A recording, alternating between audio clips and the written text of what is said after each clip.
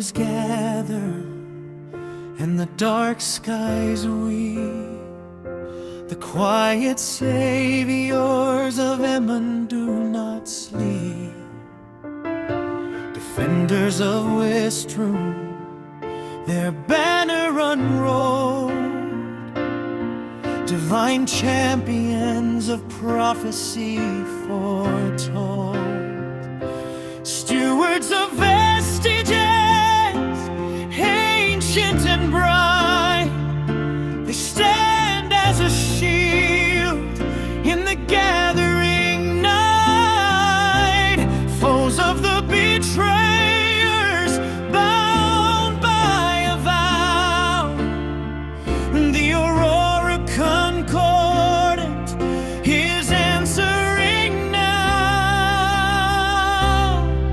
For the hero is found, not in glory or crown, but in standing to fight when the darkness comes down. Through the fire and the thunder, the shadow and stone, they carry the light, so we walk not alone. No worries, no worries, no worries. There. Alright, guys, let's get back to it. So, very interesting last session. Alright, you guys looked... You guys said you guys had a bit of a philosophical kind of, session last session. You have come before Emberhold, and in their fairness, they've created a pretty good fortress city. It's pretty good. It's definitely got some features that make it a little more difficult to surpass, and some information was required. Luckily, you can talk to God, and so you did. Some questions were asked about: is this the decision right? Is that decision right? Where is this person? Where is that? And eventually, you managed to find the location of the long-lost heir, Princess Ketwin of Emberhold, children of the previous monarchs.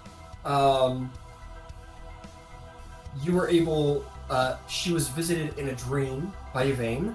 Unfortunately, she has never seen a drow before. Well, she's never seen a... Well, Yvain isn't the most drow-looking drow in the world. Yvain is a pink half-human, half-drow person. And it kind of freaked her out.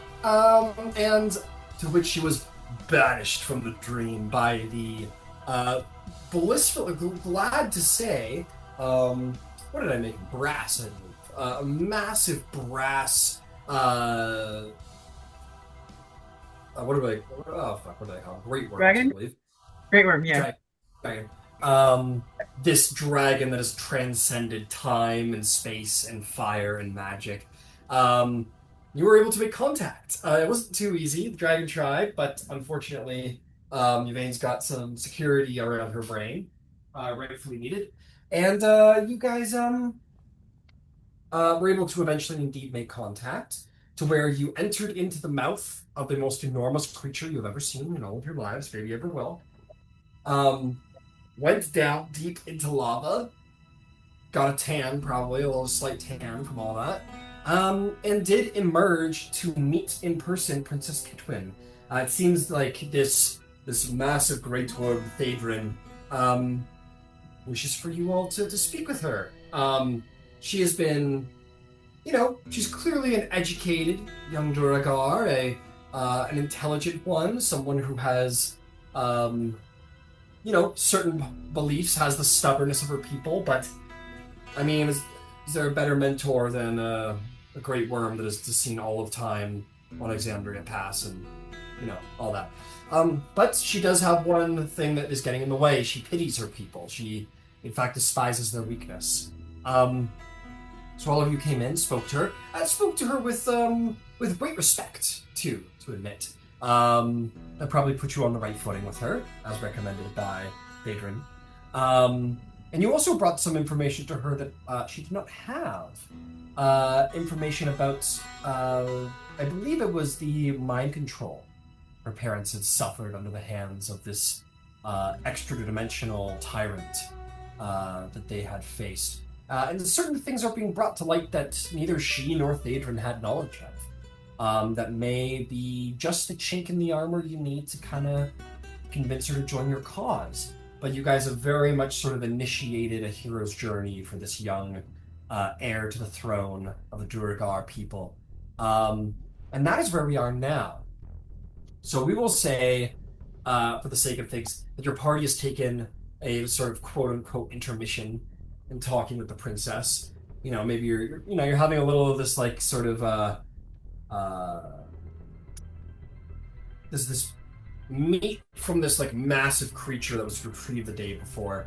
Some kind of like very sort of gamey, maybe slightly bitter, but plentiful meat from this like large creature that was cracked open like a clam shell at a restaurant by this dragon, and like probably just like carefully went like that, and then put the end of the talon and went it completely opened this like large shelled monster. It was these guys, the hook cores that you fought the other day. So he's got a hook core, and he's kind of like it's a clam, and it just without any issue just opens it up. Gives it a little, just kind of exhales from his nose a little bit over it, and then immediately like the internal meat goes from like a almost a translucent sort of grayish color into like a immediately like steams into a white, like sort of like lobster, almost like coloration, and serves it up to you guys. It's not as nice as lobster. You can definitely tell that it's like monster meat, but it's edible. It's good enough, and it's fresh. And you guys maybe have yourselves a little lunch, a little dinner. It's nothing compared to what Mr. Van Zyl can create, but it'll serve. While Ketwin considers all she's been told, you have some time to regroup, talk amongst yourselves, maybe return to the princess when you're ready. Or speak, of course, to the great Théodrin, who, once again, sort of lounges on his mind-boggling large amount of gold.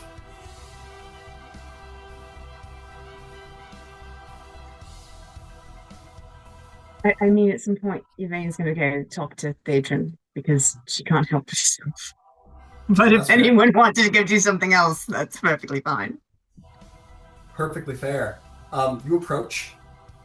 I'm gonna just looking at that picture. That is what you approach. This dragon, this magnificent dragon that towers over any building you've ever seen before, and his mere presence sort of almost if you look too closely at him, it's like seeing all that this dragon was, is, and will ever be at the same time at this point in time.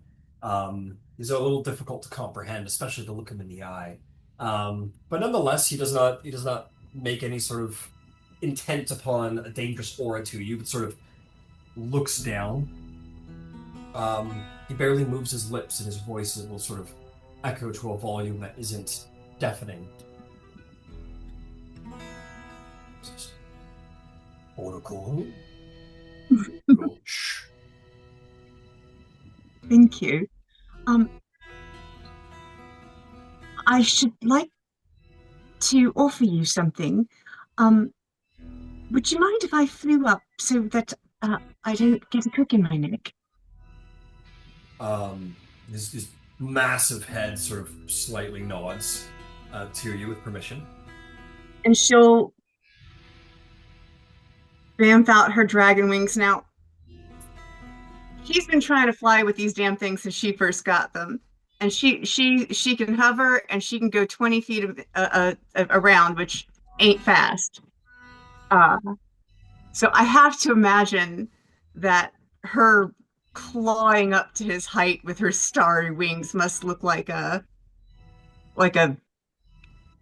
adolescent, like baby horse trying to figure out its legs. But damn it, she's trying. It's slow going, but you definitely do. And she when she gets there, she can hover. Nice. There's something that she was given a while ago, and she's made several copies of it, but she's going to offer the original.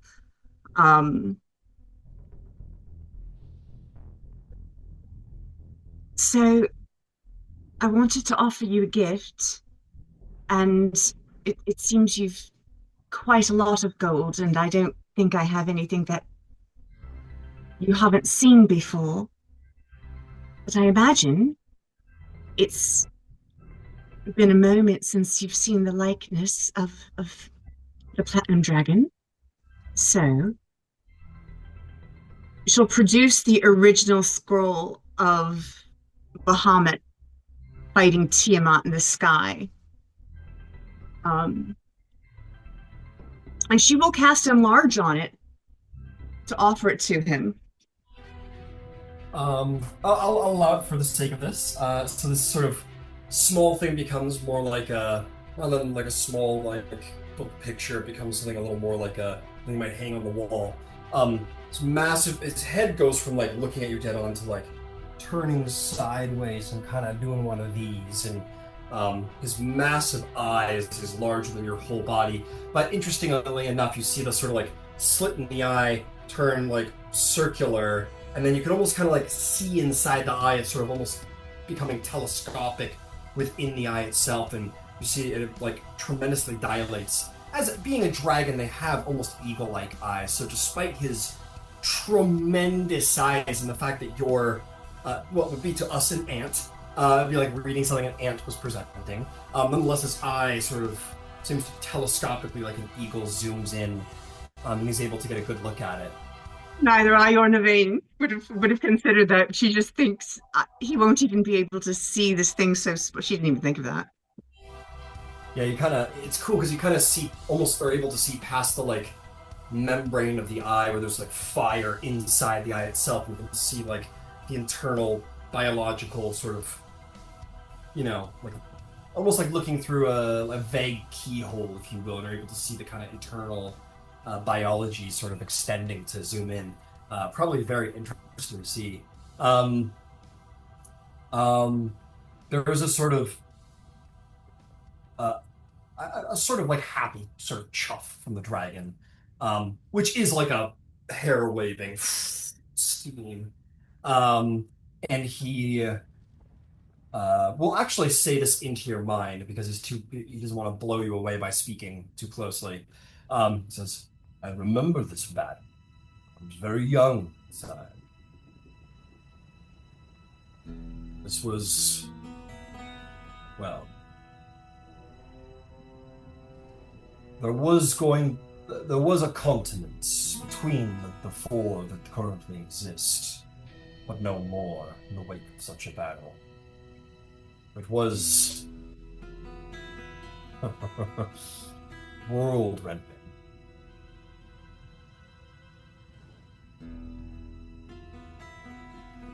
I knew there was a story. You see the This great, document. yeah, you see the Okay. great mouth of the dragon kind of turns up in like a sort of a smiling grin. His head will retreat back from you, and he'll kind of go back to a more um, kinder angle to you. And he'll speak and say, "This was a battle of the schism.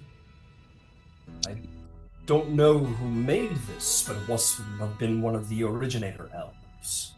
Perhaps it wasn't a first edition copy. I imagine there's very few papers that survived that time, but I recall the battle most intensely.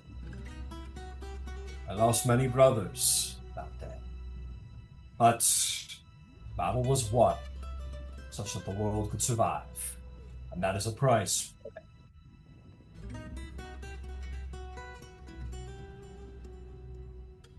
It's been one of my most treasured and loved things, and I've copied it onto my own star map.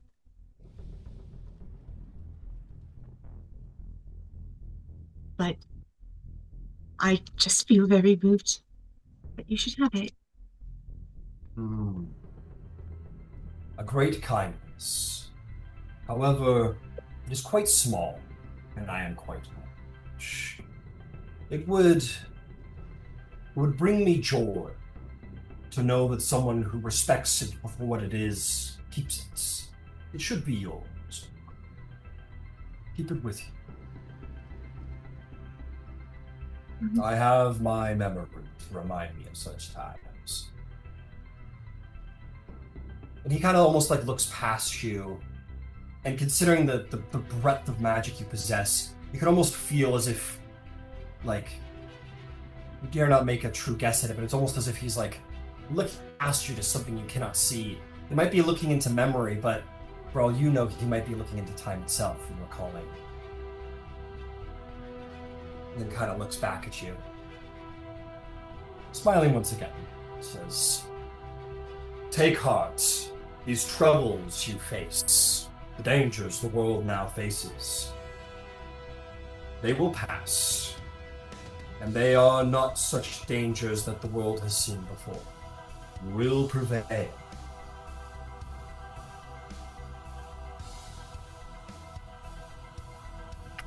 There have been greater stakes and more dangerous times defended by lesser heroes. You will prevail.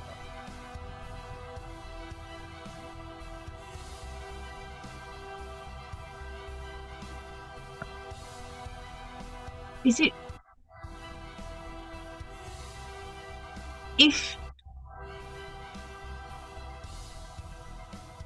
the Queen decides to avail herself to Duergar, impressions can be important. Would you or she be offended if I offered her my armor? It's mithril constructed by dwarves.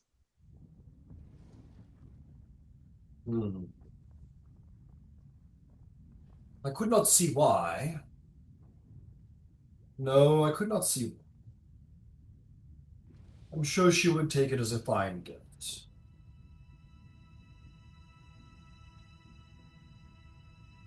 She seems to have a mind for things and her people, despite her separation. That prevails my knowledge. I cannot say with certainty, but I cannot imagine why she might dislike it. Then again, her people do not think well of surfacers. If she were to come bearing relics of the surface world that her people despise, she might be seen as an outsider herself. But again, I cannot be certain. This was made in Craghammer, so there could time be... will come for diplomacy, but especially with dwarves, it takes a long time for stone to be worn down. I'm Eartha-shy. I'm well aware of how stubborn we can. He cocks an eyebrow, says, "You are Eartha-Shari." Yes. My mother is Drow, and my father is Eartha-Shari. Is Earth Genasi, and I was raised in Terra, which is the home of the Eartha-Shari. We guard the rift for the oldest of the Ashari. Surely you refer to the Drow, the Gaudrashari.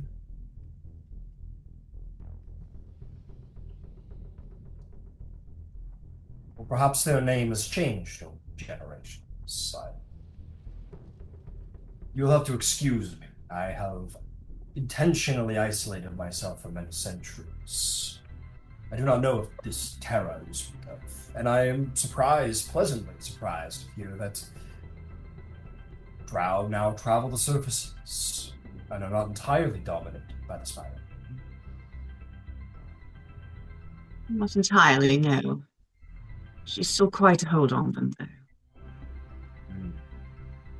So I hear. I am aware that there are Drow in Emberhold.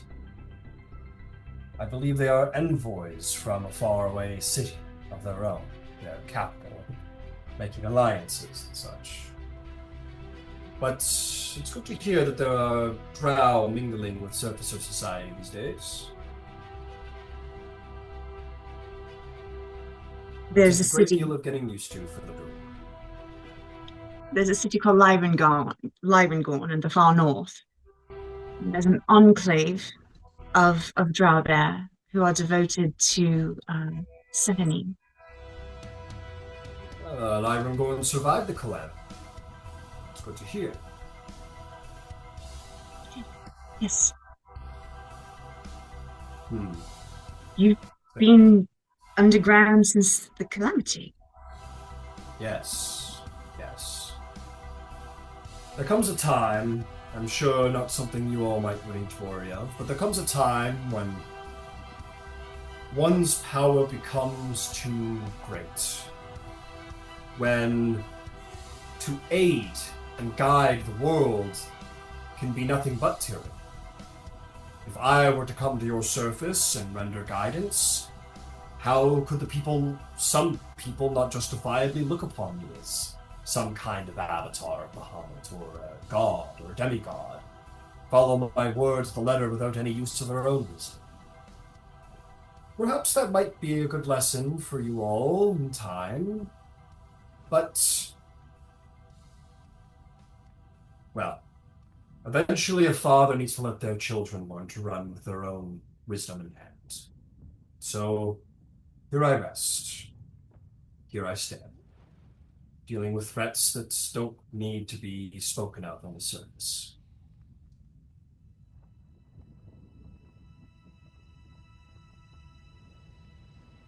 When this is all over, I should love to visit you and have tea. And talk about I'm sure I would like that, but it will have to be a great amount of tea.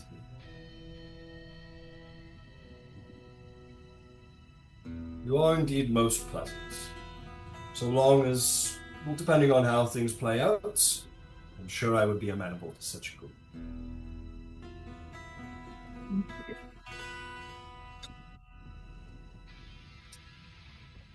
And she'll drift down, and she didn't do her draconic transformation. She just did her starry form. Understood. So Yeah. she'll hover down, and fold in her Absolutely. wings, and go back with the group. Oh yeah. What's the rest of the group up to?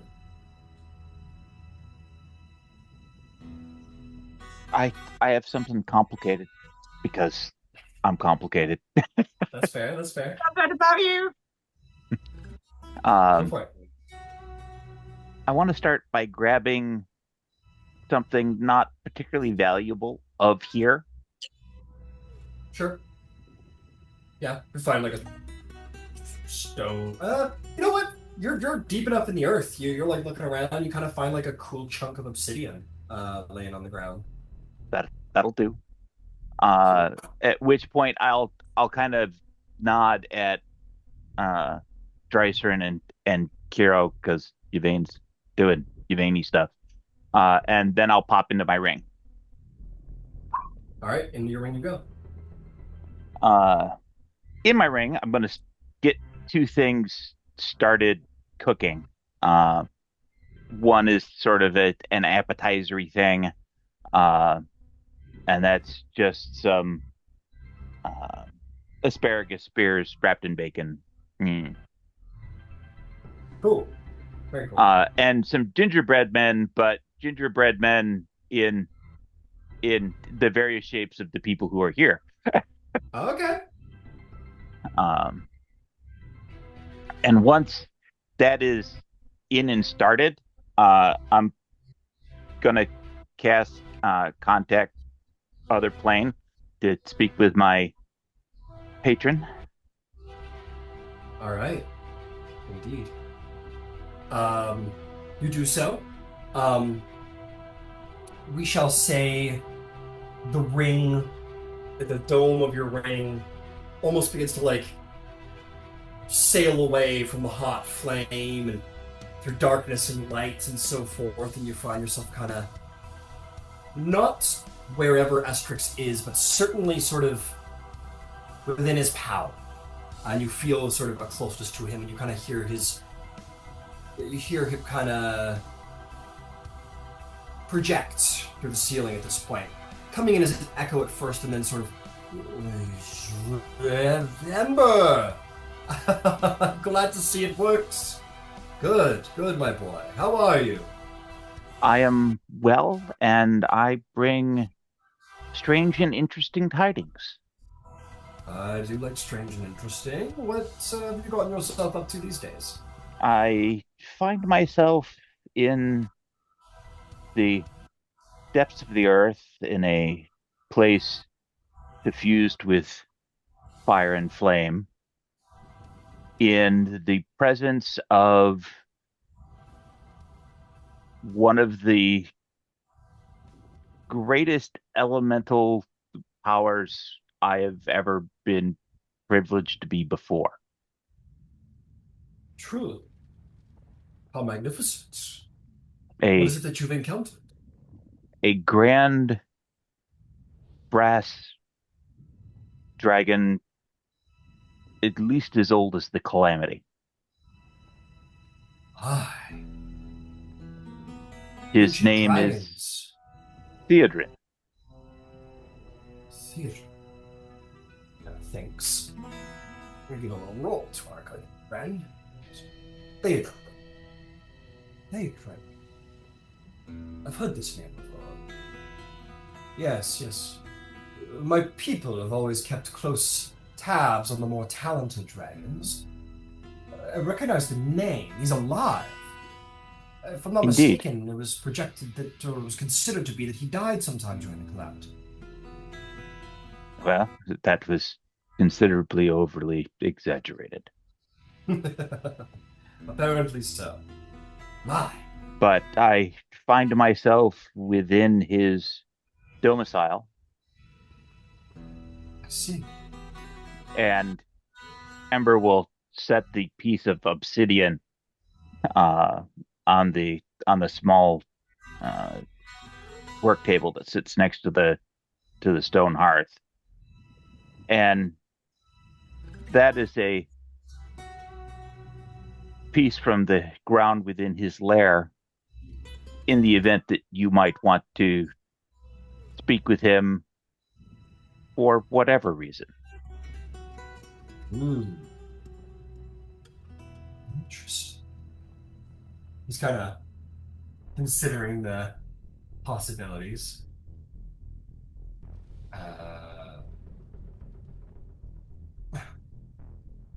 He will say, I must be honest, Ember. It may not be the best idea for me to meet this individual. Brass dragons are famed for taking prizes that are of, well, let's just say I wouldn't be the first Ifriti that was added to the collection of such a magnificent creature if I came forth. I wonder if such an ancient creature's we all know what dragons are like. They like their whores, they like their things. They're also very great talkers, and, well, genies are immortal and bound to things. Perhaps it may not be best for me to be there, but I must say, Emperor, it would be miraculously... It would be transcendently interesting if you could gather some part of its essence to both of us. Think of what we could achieve with such an ancient power under our hand. Well, even just a sliver of his power would be... Well, we could probably do great things with it. I don't know if it sounds like you're on friendly terms with the creature. I am reasonably friendly. We are currently treating with his charge. I'm happy to endeavor, but I have no idea even how to begin such a capture. Oh, make no mistake. Make no mistake. I would not ask you to cross such an ancient and powerful being. If the opportunity arises itself, it sounds like you are somewhat friendly with this creature, considering you're alive. Perhaps, perhaps if the opportunity comes, perhaps if a prize is to be granted, even just a scale, even even maybe even something from its hoard, even a single item could potentially be tremendously powerful. Maybe very good for you, Ember. Consider it. I Uh, I certainly will. Uh, I will leave this here if you opt to send a proxy to have a discussion where you aren't necessarily putting yourself at risk. Um, see. Well, I I'm I in the. thought that similar similar beings of the immense age and ability and similar elemental predilection may have may have items in common Hmm. that I'll would consider be it. of benefit to negotiate or discuss, particularly if I am successful in obtaining Percival's device. Well, yes, Percival's device. Very important, Ember. As soon as you get your hands on it, I could very well use it. I'm in the middle of some very delicate projects right now. But I will consider what you have said. The risk may be worth the reward of meeting such an immense creature. Thank you for the suggestion. But again, for your own sake, for your own personal power, I guarantee you that even something as simple as a jewel or a simple wand from its hoard would be perhaps immensely powerful unto itself. Something to consider. Something to consider. If you think it prudent, I speak with him, I will arrive. But I'll consider for my own predilection if it isn't an essential matter, just in case.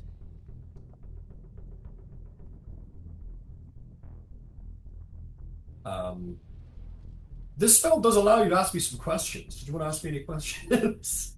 I I I don't have any questions. I wanted mostly to inform you about who I've met and where to provide you with a fullness of opportunity that you might not otherwise be aware is available to you.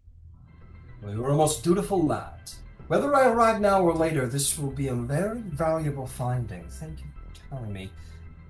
But again, Percival's device is of the utmost importance. As soon as you find it, please let me know. As I said, I'm in the middle of a very delicate project. I could use it. Could be of some help. I Very will well. get back to it then, sir. Be careful, Ember. Dark things in the deep. Be very careful, my boy. Um, you'll feel the image fading away, traveling away. Your familiarity with Esperix is protecting your mind as you sort of return back to the present within your ring. Um, and I think when you return back to the present, sort of in your big hemispherical dome, I imagine you kind of like left it in Red's hand or something like that. It's Probably. just kind of floating there, like you do see the like face of what you assume to be the princess by the sort of obsidian skin, kind of looking curiously at like the whole situation, like what's going on over here, from outside, not touching it or anything, but just curious. At, at, since I can speak through red, I would say, "Hello, princess. Uh, This is my mobile domain." there's a little bit of a start from her, where she's like, you don't know how long she's been looking at it. She's could have been there for 5 minutes going, "That's okay." And then suddenly you're like, hello! He's like, ah! She has like just a little start. And then she goes, your mobile domain. Um, very interesting. You live inside of a ring. Some of the time, yes. Oh, I am you're a genie. Theodrin has some genies I've met. I am associated with one of fire. I am not a genie in and of myself, though my lineage does hail from those bloodlines. Very interesting. Very interesting. Well, I will not intrude any further then. I'm working enjoy. on a small sampling of treats that I thought that you might find of interest and rarity given your location. Oh, uh, treats, you say, huh? Well, don't let me disturb you. Then I'll just leave you to your leave you to work. Then I'll just yeah. And she quickly makes a departure as she hears that there's some more treats in the mix. Just walks away going like, man, if that was an apple, I wonder what could possibly be better than an apple. Um, yeah, I guess she'll find out. I gotta say, I do like the idea of that of like Ember having that whole conversation with Estrix, like, working away, doing a little whisking and like putting things in the oven and doing some cooking in the kitchen. That's kind of funny. Incredible. Amazing. What about Drysrinn or Kira? You guys got anything that you're up to while you're hanging around this cavern? Slayer? Hero's dying in a pool of her own sweat, so she's kind of busy at the moment. And there's a giant dragon in the corner. There's a lot happening. We'll say Theodrin's head kind of moves over to you and says, I would ask if you're okay, but you don't look okay. There's a vague sense of discomfort that follows me the majority of the time that I'm with Tack. I'm used to it. Tack. That is what you call yourselves. The shortened version of the Aurora Concordant. Ah. A much worthier name. He will kind of move his great self back and kind of move his head around his cavern like he's looking for something.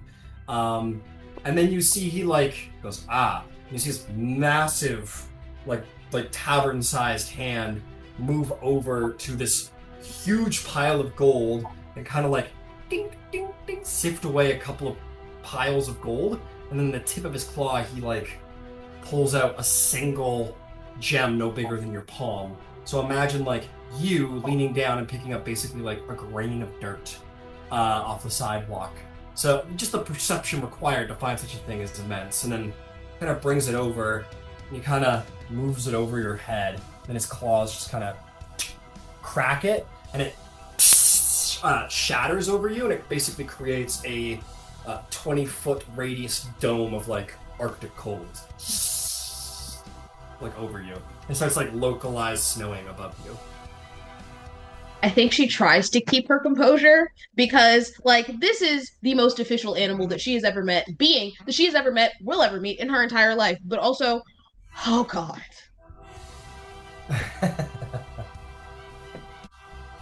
I do not much care for a colder temperature, so I've not had need of it. I hope this is somewhat better of hospitality on my part. Barry, thank you so much. Excellent. Princess Kevin goes, oh, Dave's been in my room? Really? He just kind of chuffs. Says, we have visitors, Princess. He goes, I don't know. She just kind of lets it go. Sorry. Theodrin is very into his hospitality. He's very insistent upon it. I don't know why. And they start bickering. Theodrin goes, how do you expect to make friends if you're not a good host? She goes, I don't need friends. He goes, everybody needs friends. You need to get out more, Ketwin. She goes, right, outside of the lava tube, right? Because I would take you to go meet some of your visitors. And they just start kind of father and daughtering a little bit at each other, mentor and sort of crabby student at each other. What about you there, Drysrinn? You did meet that one nice goblin that you could have had a play date. Oh, a play date in front of everybody. Like, I'm not 6 anymore, right? He goes, right, sorry. Time flies when you're several thousand years old. Drysrinn? This is beautiful to watch. Yeah, she's like, I think this is her favorite thing. the dragon's like 'Cause doing these and whatever at this tiny little. I feel like Drysrinn's been awestruck this whole time, so she's just been trying to like analyze the dragon and how she should be behaving and moving as a dragon blood. This is an interesting time for her. So she's like,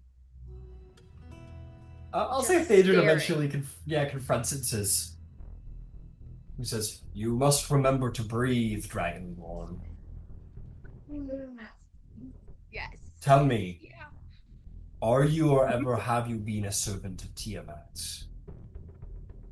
No, and never will. Then you have nothing to fear from me. You are a guest here.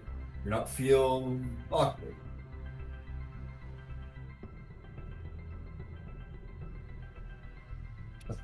Well, how about this? I command it. Do not feel awkward. I think she just has to laugh. Like, after that, she just full body on the ground, dying laughing.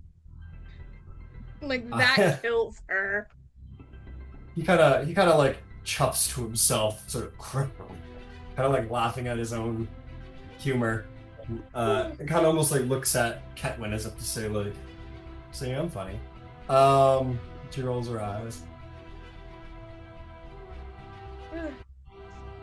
As a servant of the Storm Lord, being told what to do and wanting to do it. Oh yes, your kind do not like to take command, unless it's the command to charge, from what I understand. I mean, I feel like we feel it's not a command. It's more like they're letting us off a, like, there's a barrier. That barrier is removed once the words are spoken. Off the leash, so to speak. So to say, yes. So to say. Yes, that sounds about right. Sounds like cord. Yeah. Good old Uncle Cord. Drysrinn re-dies at that because what do you mean you're referring to my god as Uncle Cord? Yeah. He kind of does the like head thing, like that wasn't meant to be funny. I am one of the original children of Bahamut, so Cord is my uncle. In a way, as much as a god can be an uncle, I guess. We don't speak much. And, well, he hasn't spoken to me ever.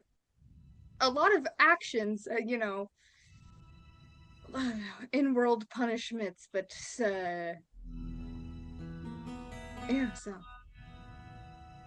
Don't take offense to it. He's probably busy, I don't know, quarreling with the Spider Queen. Did you know that during the Calamity, he impaled the Spider Queen on the end of his spear around the beginning of the war?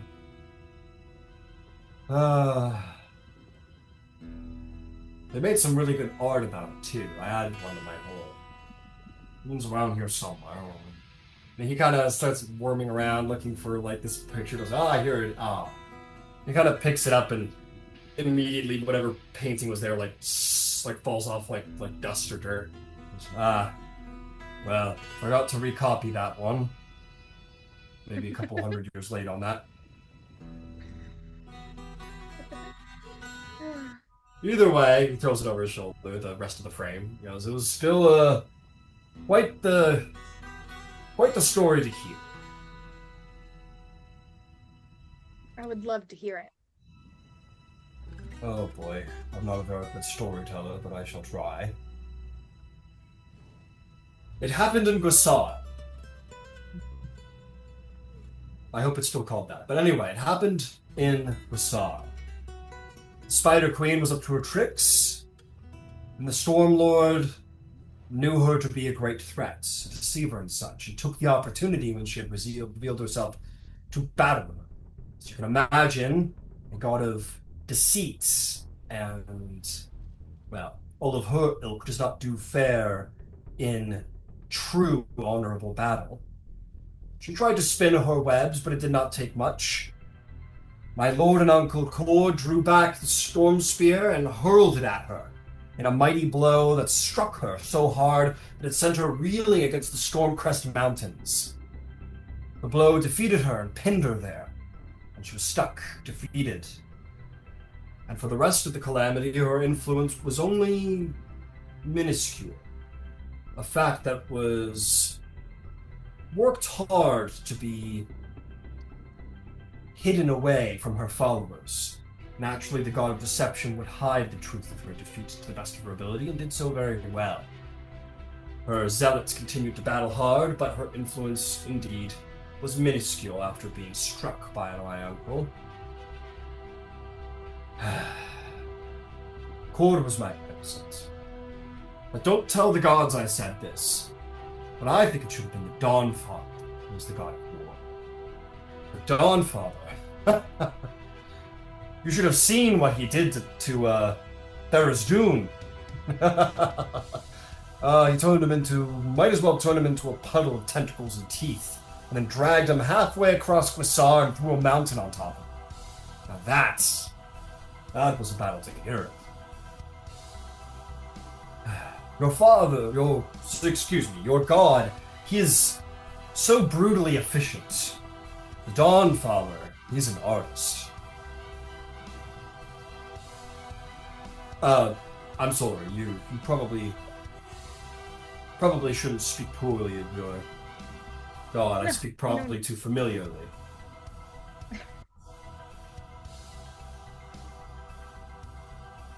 There have been many who've tried to speak to me in worse ways than this about my god. My faith is solid. Good, as it should be. Make no mistake. Storm Lord is, well, nothing less than a force of nature.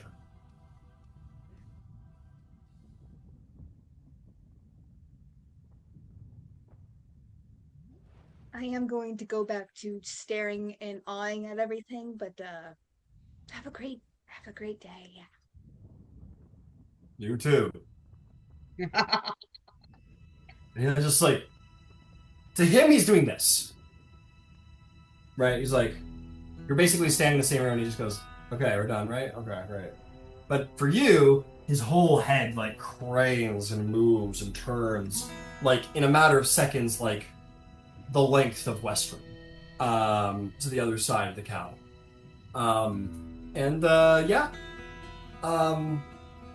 With that, perhaps, why don't we say, Ember, your cooking is complete. In a moat of flame and ash, Ember appears with whatever Ember wishes to appear with. He has two earthenware trays, one of which is got grilled asparagus wrapped in bacon, salt, pepper, a little olive oil. And another is little tiny picture likenesses and one giant cookie at the bottom that represent each of us, and including the princess and Theoden. Theoden is obviously the large cookie, but he probably wouldn't be able to even see it because it's a cookie. That's fair. That is fair.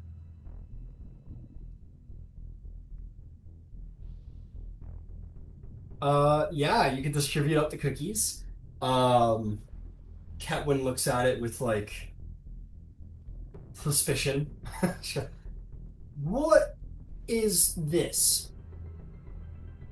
And Ember will go on to describe it, but he will lean into the try it and start with the wrapping around the green piece. I think you will probably find that the best. Alright. And she'll haphazardly kind of sniff it and nod in approval at the smell, and then kind of bite into it, and then be surprised and kind of what is what That is bacon. bacon? I like bacon. She'll munch it up. Happily. Yep.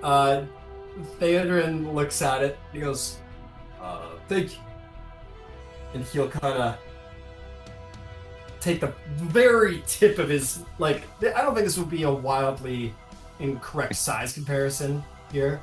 You see his claws. Imagine those trying to pick up pick this up. He's kind of on your earthenware, kind of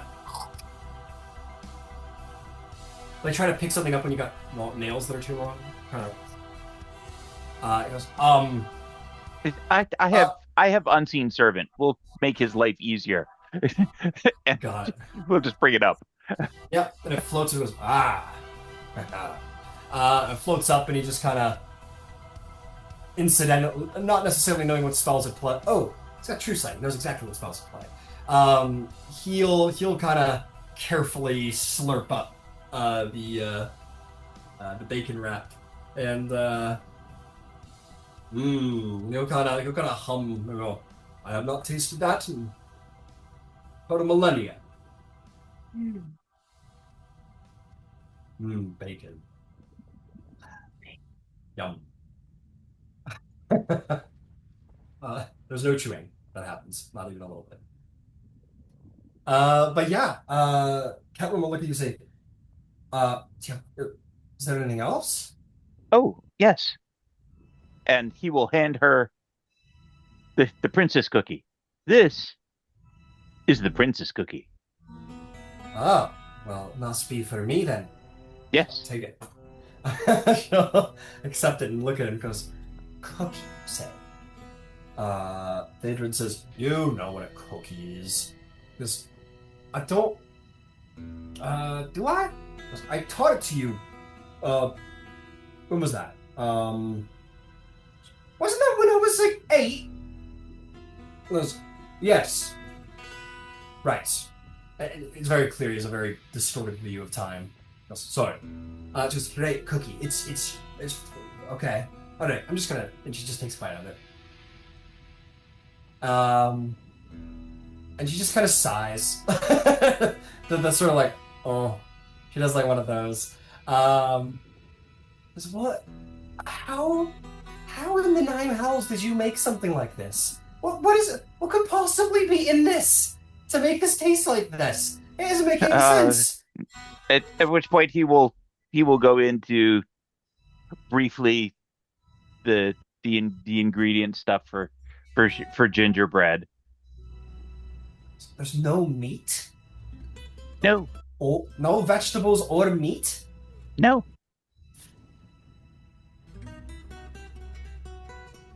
She looks perplexed and briefly disturbed, and then quickly lets go of all of that because it tastes so good and keeps eating it. On a future day, I will introduce you to pie. Pie. Is this some great chef from the surface world or something? I am a reasonably talented chef from the surface world. I would say so. if you're not doing anything after this whole holy quest of yours, I could use it. I'll probably need a new chef. So you know, the being a genie doesn't work out for you. You hang around. I will keep that in mind. Your offer is most gracious. She keeps eating it. Just goes back to eating it. Incredible. The dragon will be very happy for his cookie.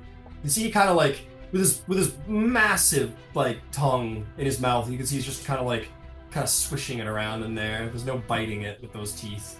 He just kind of lets it disintegrate in his mouth until he can't feel it anymore. It probably still is in his mouth in its entirety somewhere. And he goes, carbs. I miss carbs.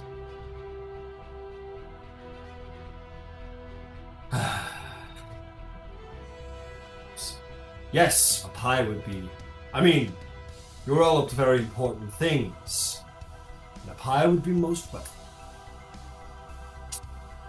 It's not always great being so large. I think I know exactly what I will do. When we return to the surface and all of the tumult has come to an end, I shall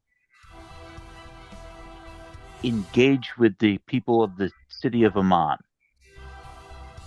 And we will endeavor to create the largest pie that has ever been created.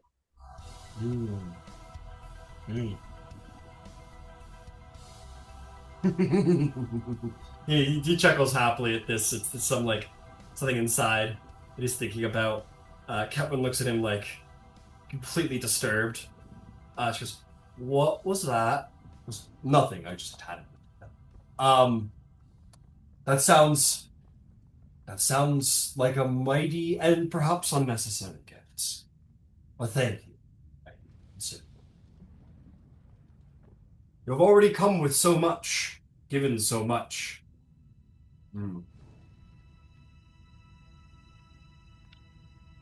Despite the wonderful meal, perhaps we should digress.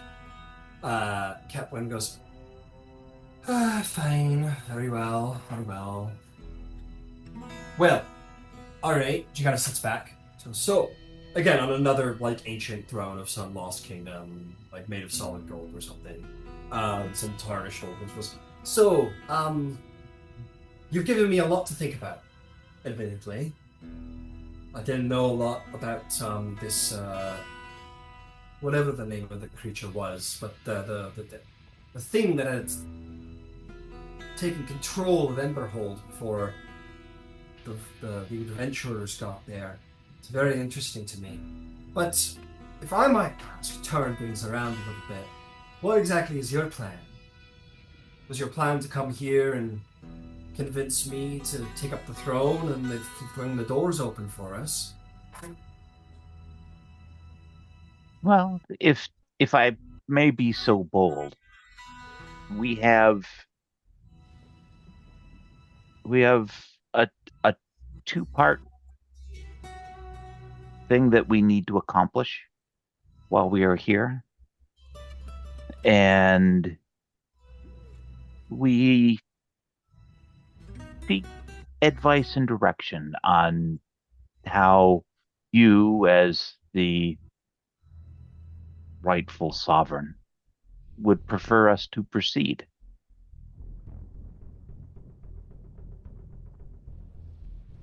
Emberhold is currently, as we've discussed, under the sway of yet another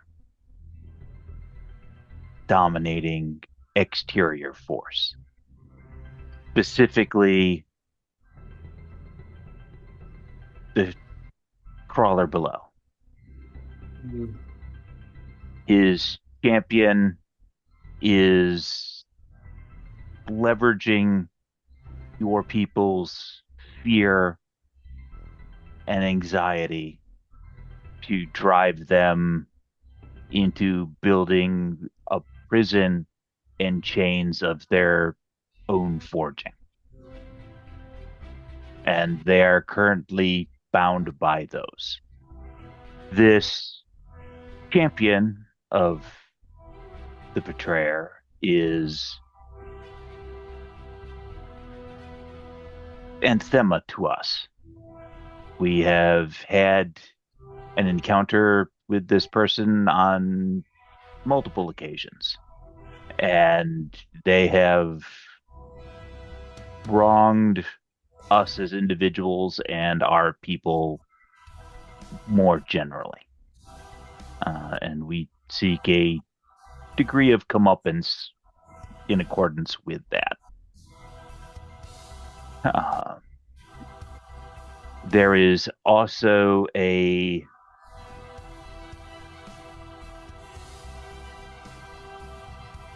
artifact of some power that is currently in the hands of the person sitting on the throne of Emberhold.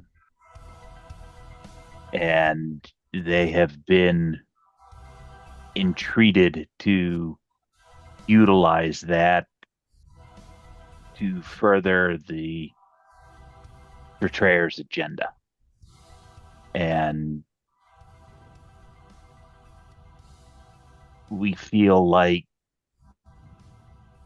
that would be better used to thwart the general betrayer's agendas rather than to aid them.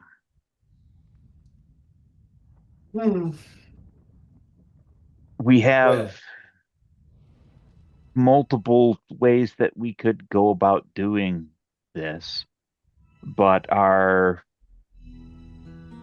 driving goal was to do as little harm and as much help to your people as we could. We genuinely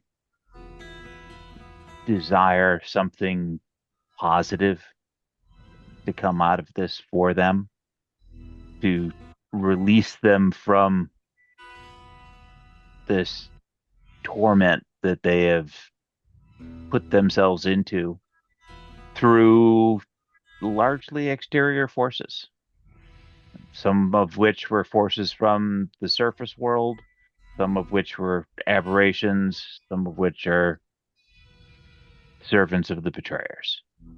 And your people deserve a change.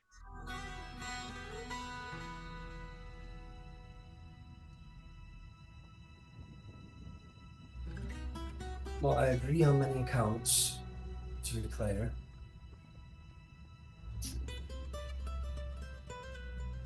Let's say I told you to do whatever you thought was best. To just have free reign, no worries from me. Where do you think you kind of steer towards?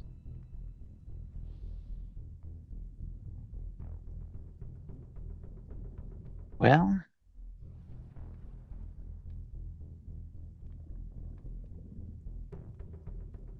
we would have to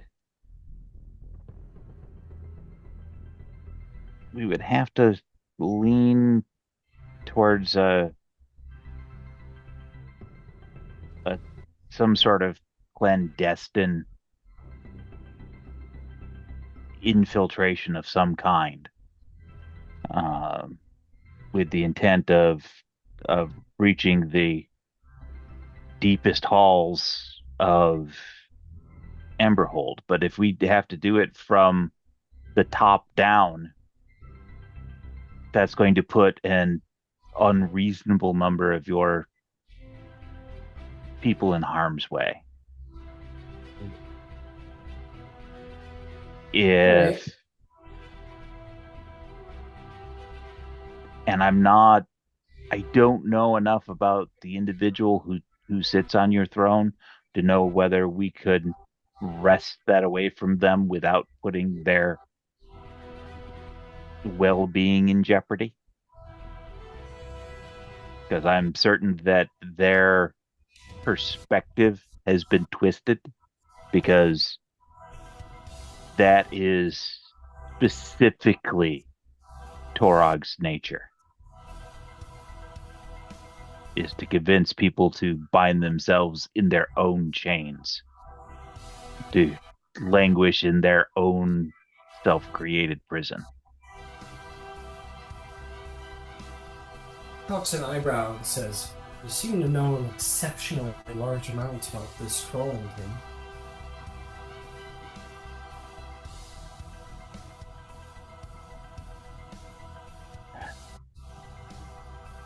We've had a little bit of a peek to the inside, ever so brief. The layout of Emberhold seems to be very specifically designed uh, to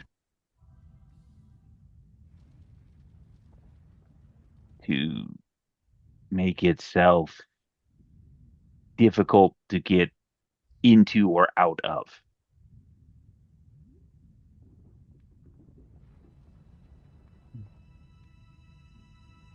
Well, I'll tell you this. I don't want any unnecessary death, obviously. But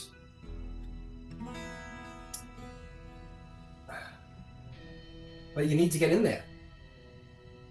So I'll tell you this. There's probably two paths to getting. The first of which I can't help you much with, which is,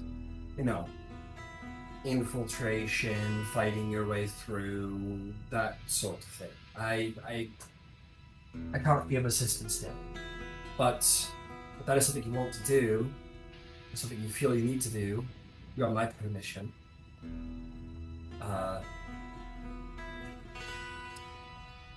From what I have learned of civilization, sort of like looking at her mentor, as she says so, is that it can be intensely systemic. And it can also be, especially in this case, come from the military. Weakening that military's hold arguably is not the worst method in the world for what would come afterward. So, if that's what you need to do, be my guest.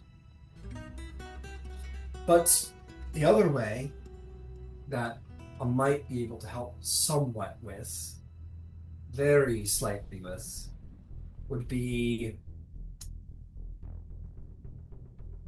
well, a bit of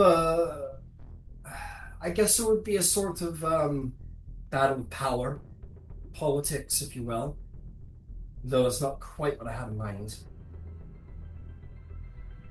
The current king, the current Ember King, his name is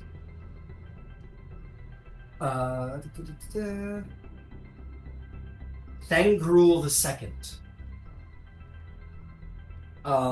Daedrin says, "I suspect that he is aware that the heir yet lives. For rumor is that he grows quite fiery and angry whenever the idea of the missing heir is brought up." Ketwin looks surprised at that and says, "Why didn't you tell me?" Says, "You had always told me you had no interest in the throne. What was the point?" Because what if I had known, I might have changed my position. Why? Well, because there's a rival. We've always had a rival. If you are going to lead this people, you need to do so because it is the right thing to do, not because there's a challenge in front of you. Being a queen, being a sovereign, is not the same thing as being a warrior. She kind of cocks an eyebrow and says, "I hope you'll understand what that means one day." She kind of shakes her head and says, "Anyway, my thought was there is most certainly an option for propaganda, for a new cause. if people in Emberhold were aware that the line of King Murgle and Queen Ulara was still alive, it would call his rulership into dispute. Especially considering the rumor is that they are currently having dealings with envoys from Rune Shak, which is the major drow city on the continent. Envoys have apparently come to the city a couple of days ago, and they are treated with a great deal of distrust, and they come with their faith in the Spider Queen. So there's already tension there that could be played on. And then lastly, this, would you call her Hammer Sheila? Strange name, but all right. I mean, you got to take her out, right? Absolutely. Whatever happens, she must be defeated. Now, I will say this: I don't know about this King Thangrul II. I've not met him, but if there's anyone who's had the claws of influence and lies dug into him, it's probably him. If you've come here seeking redemption from the Duragar, then how can we not try to redeem him as well? Chances are he's been deeply manipulated by this Hammer woman. If he could be made to see that her way is a way of lies and torment, and that they're in a prison of their own fear, maybe he can be brought back around. She kind of sighs, and David goes, "Go on." She kind of glares at him and says, "Such as it is with monarchies and royalty and politics, that peaceful dynasties are created through alliance." She almost like spits out the words. She goes, "Marriage alliances." She kind of like it almost tasted bad coming out of her mouth. Drysrinn will take over for him and says, "It is an idea that I have put to Catwin. He is currently the king, the Ember King of Emberhold, and she is the bloodline of the previous monarch. Together, they would form a powerful marriage. They would form a powerful marriage alliance that would bring all Duragar under one way of thought. And if we come forward and set these terms that the worship of the Crawling King was to be exonerated from the city, if the king were willing to accept this marriage, he would surely have to agree. And that would diminish the power of the Crawling King and probably bring forth, potentially, a new age of something else."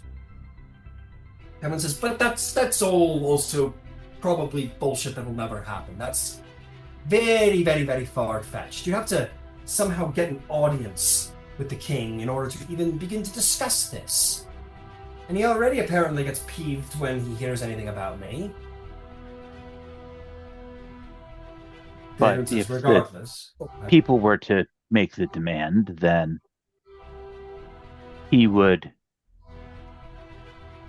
be positioned in a situation where he needed to, at least at the public service, seem to be receptive to such a possibility, or at least the discussion thereof. That makes sense.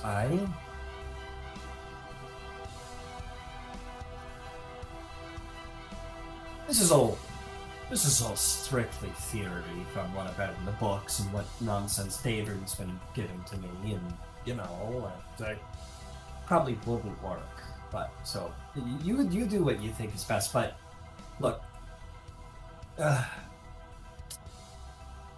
if you need a new bum to warm the seat at Emberhold, I'll consider it. But one thing's for sure: the current Ember King, Drysrinn II, cannot rule. At least not with this hammer Sheila in his court. And no offense, Miss Starborn, but these drow from Rockshak, they cannot be at court either. The manipulations of the Spider Queen? Nah.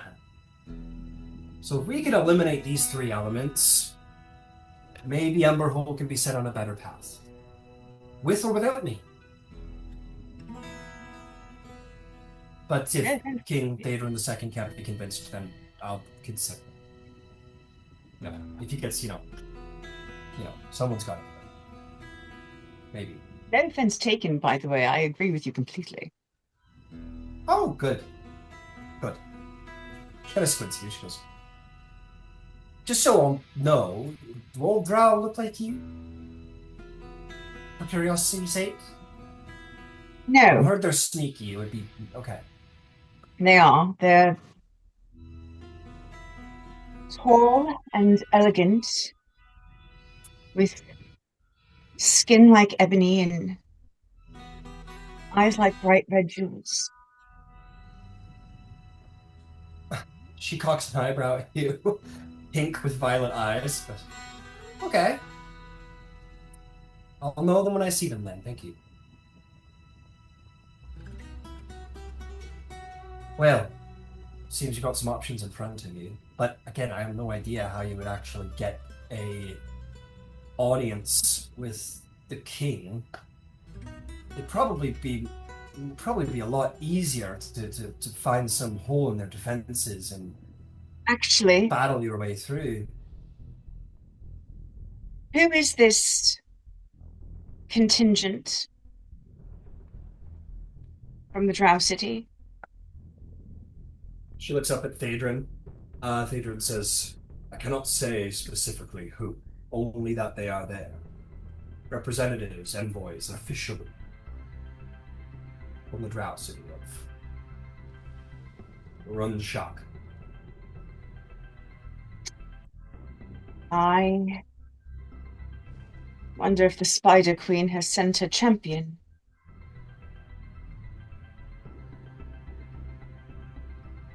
There are two champions in the city.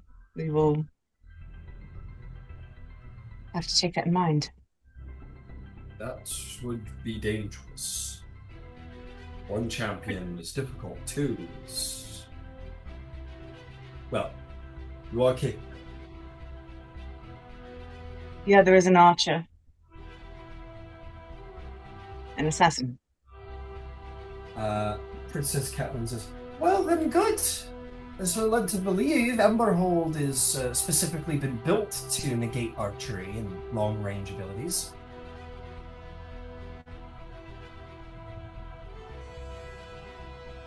Oh, good. Good. Because we don't really want to face them both.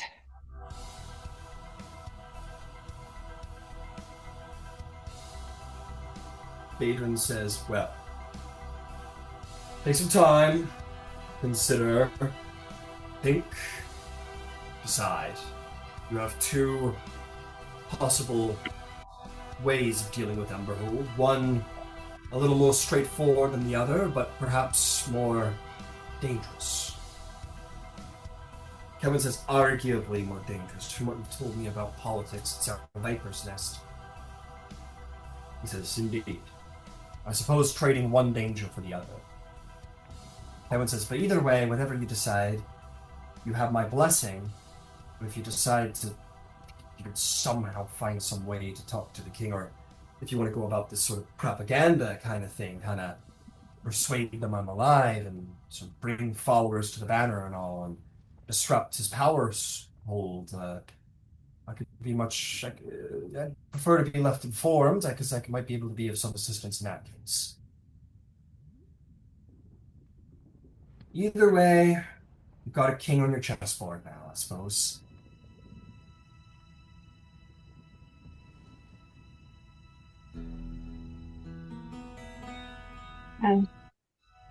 Welcome to the revolution. I'm I'm having thoughts, and please understand that they'll come spilling out in no particular order and with no particular batches of forethought. But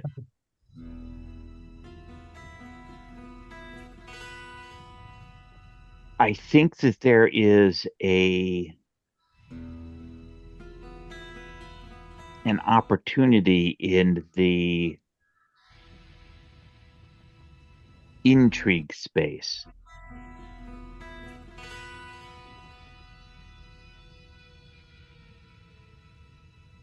And Thanks. that may well play to some of our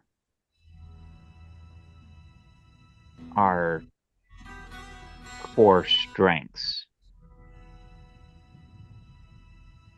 The first being that telling the the the common folk of Emberhold about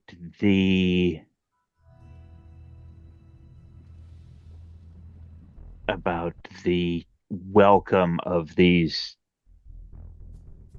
long held enemies would from the Drow Enclave would would speak to their already existing paranoia, their already existing nature to hold a grudge, and would cast the current monarch in question. Because why were they brought in? Why were they accepted to court? Do do do do do do do do do. Hand in hand with that, I think that there is an opportunity to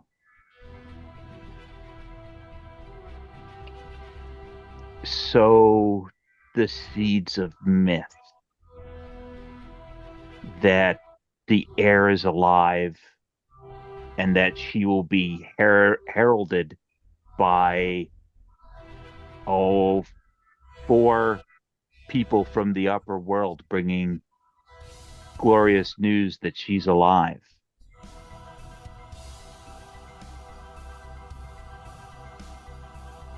And if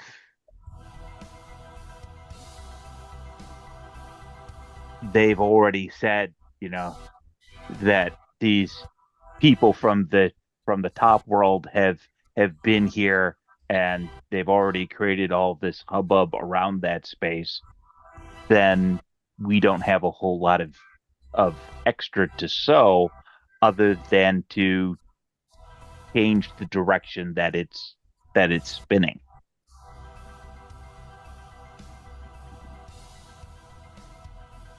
At which point we can thread in the questions about why are they accepting uh, handouts from this this foreign topsider, because Hammer Sheila is a topsider. He is as foreign and as anthema as any of us. And, why are we locked in our homes when, he's allowed to come and go as she pleases? Why are the Drow allowed to come and go as they please? Onward and so forth. With Red, I can get a voice and a scrawl within Emberhold via Red TV and Yvain's ability to dream. We could find the crucial people who begin to have oracle-style dreams, prophesizing the return of the queen and her herald and champions.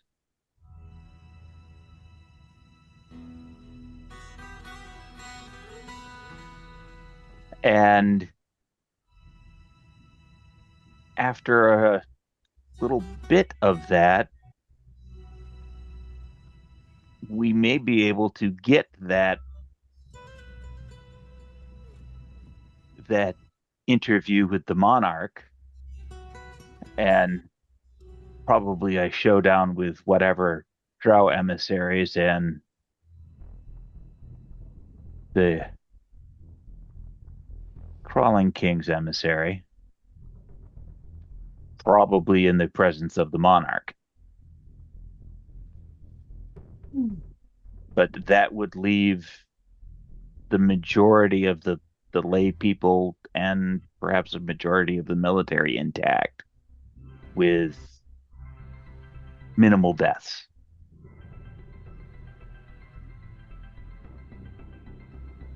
Good idea. There's definitely some good ideas there. Theodrin will say, what we have spoken of here, we have decided here, will undoubtedly affirm what you have already said, Mr. Messiah. The return of the Queen would be made apparent. Any power of divination would say, indeed, this is coming to pass one way or another, for better or for worse, for failure or success, it is coming. Such powers will only reveal what is to come.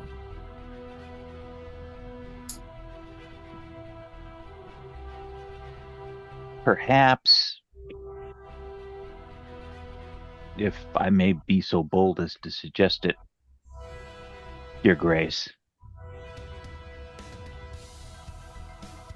we could carry a letter suggesting that you are open to the negotiation of the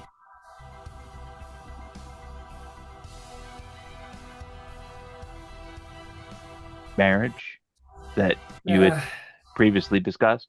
Not so much a request of proposal, but an olive branch to begin whatever that negotiation process would need to be. That would give your monarch a out I don't that know. I think he might not otherwise see. My concern would be that the information be suppressed. The king received such a letter, and he already seems to be pretty pissed off about me. What's to stop him from just ripping it up and sending his men out in force or what have you? I'm suggesting that if we can sow the material sufficiently to get us an audience, that it be read aloud. So all of the court would hear it. It would put pressure on the drow emissaries and pressure on the Crawling King's champion, because their power and influence would be put in direct jeopardy. Could work, but I mean, what are the chances he has an iron fist grasp on his court and what information comes and goes from his nobles? It's possible. Theodrin says could work, but I might suggest something a little bit more dramatic. You want to throw a curveball at the king. See to it that these nobles, military powers, what have you, understand the truth that princess bloodline exists. I am aware that they have defenses against teleportation on the city. I am also aware that it redirects any teleportation to specially built cells to contain adventurers. It would be immensely risky, but it wouldn't be the king showing up at the door. It would be probably someone pretty important in the military. If you drop the seeds of doubt in this individual, maybe you can do just what you said, Mr. Van Zyl, and begin to spread the word of the return of the Queen before it even gets to the king. It would be immensely risky, but it might just work. That is a interesting and germane option. Kevin says, "Are you fucking mad, Adrian? You want us to jump into a specially built cell to contain these specific people? What's to stop them from just, I don't know, pouring lava on our heads?" Because you, technically. Like I said, risky play, but it gets you directly attached to the more important individuals of Emberhold quickly, bypassing the king's intervention. It wouldn't be something he would expect. He would expect all of you to try and teleport within and appear within his cells. Most certainly. He isn't expecting that from the air, and you would all be there to defend him.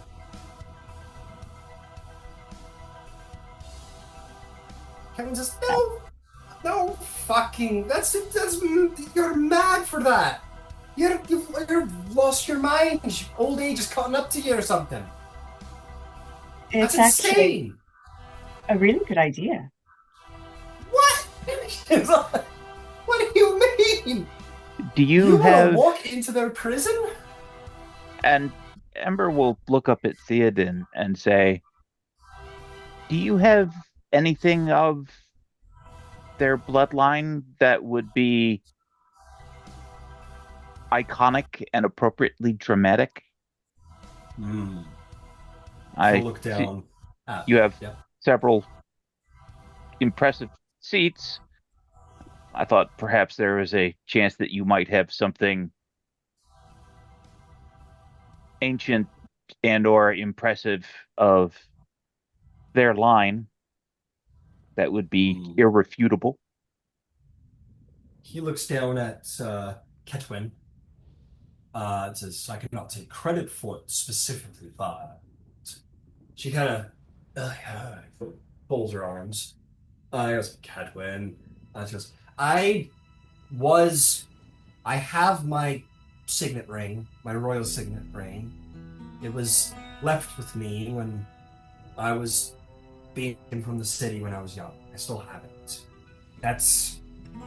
They're specially made in the palace. They can't be replicated. Anyone caught with one would probably be killed by King Thangol II, so no one would in their right mind would try to recreate it. So it's authentic. It's one of a kind. Thangol says, "I might have some relics of the Duragar people before the calamity, but Emberhold was created afterward.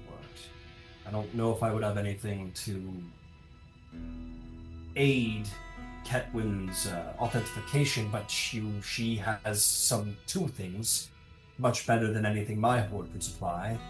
One is the ring, and two is her own blood. Do not deny the power of royal blood. There is magic to it."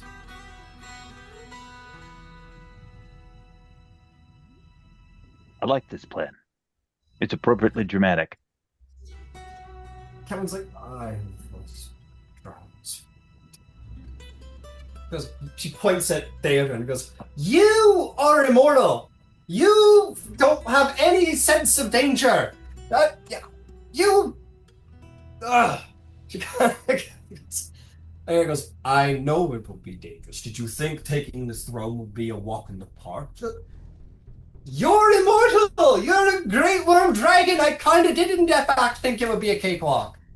Because I've told you many times, Kevin, I have no intentions of directly involving myself in the affairs of mortals. other than to protect them from the most dangerous things awakening in the depths of the earth. Apocalyptic, monstrous threats aside, your world and your politics, it is yours to lead and rule. It is your world to own and manage and decide the fate of.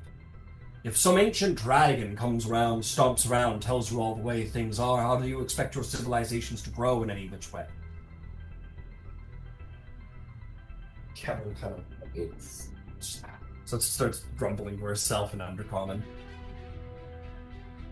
Ember will He drop probably to a starts knee snickering. in front of Kethwin, and he will bow his head.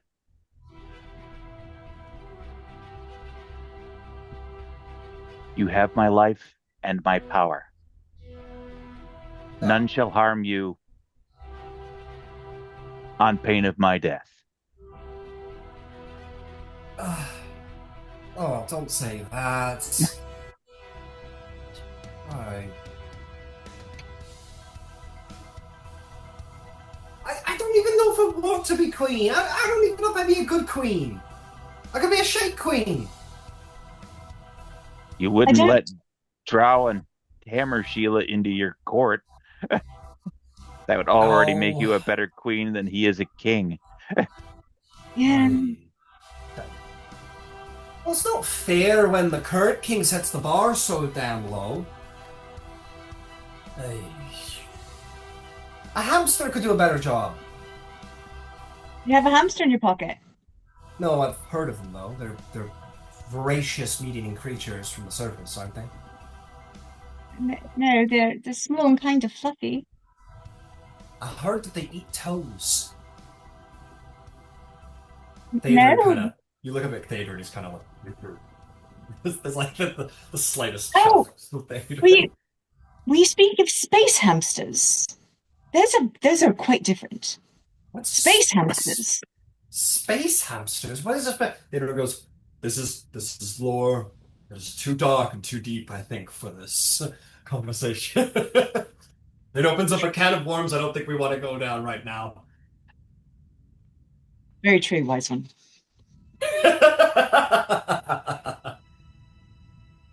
Your world is not yet ready for the knowledge of spell jamming. Due to certain lore reasons, there's a very good reason I think why spell jamming doesn't exist in Example. Which I didn't realize until campaign 3. But anyway, Catelyn's like looking at you, Ember, looking at Thader, looking at all you guys. I'm gonna take a moment. I'm gonna finish my cookie. Then we'll talk about the fucking throne. Sort of stomps away, and we'll go back to her little alcove home space and sort of grumble all the way. And Thader kind of nods, goes, stubborn, head as hard as stone. I raised her well. Really did. Very dwarf. That part I only prayed would come about itself, and seems to have happened as Moradin intended. Good old Uncle Moradin. That guy. I like the. Why does this perturb you so much, Drysrinn? She has nothing but respect and like admiration, and Yeah. These are The things familiarities, she's looked yeah. up to and everything, and then he's just going around calling them uncles and aunts, and I'm just like, I don't think she can wrap her head around how casually he's dropping these people's real names and memories with them. That is very fair. That is a very fair reason to be disconcerted. Yeah. Yeah, like imagine you're like a hard Bible bumping like Christian, and some guy was like, oh, the Irishman from fucking Braveheart is like, all right, Father, I'll talk to him. He says, don't change the fucking question. You're like, don't change the fucking question. Answer the fucking question or something like that. Yeah, no, that's very fair. I'm pretty certain he can get me out of this, but you're fucked. Yeah. Oh Lord. I love him. It's my island. But Ireland? It's my island. Island. Well, I'll tell you guys what. Ketwin needs. Things are moving very fast for Ketwin. She's, Luke Skywalker's farm just burned down. Well, actually, it hasn't. In fact, burned down. So, why we take a break? Slightly early. Why don't we take a break? When we come back, see if Ketwin's on board. And if she's on board, we're gonna throw a Hail Mary at the wall.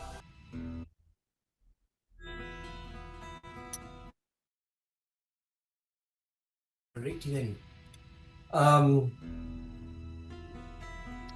will say it's growing a little later. You guys had like a big day of, getting up, divining things, traveling through the earth in the mouth of a primordial dragon, and then having all of these many conversations, and then hanging out with Adrian and Ketwin, deep in the earth.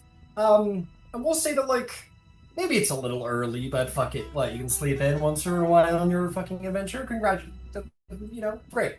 So, I'll say Adrian probably says one thing is certain. Is that nothing will be achieved this day. So take your time, rest. Our home is your home. And we will put plans and motions on the morrow when Ketwin decides to, well, whatever she decides. I shall go find us something to eat. Gets to his great size. It's to sort of carefully slither his great mass around and begin to make his way towards... You know what? Actually, nope, I apologize, I take it back. Rewind. He's laying there. You guys are really cool and everything, but we all just met today. He's probably not leaving you alone with his ward. So he'll just kind of remain there and kindly host and be ready. Oh, by all means. Allow me the opportunity to cook for everyone. He smiles, says, "Very well. Thank you."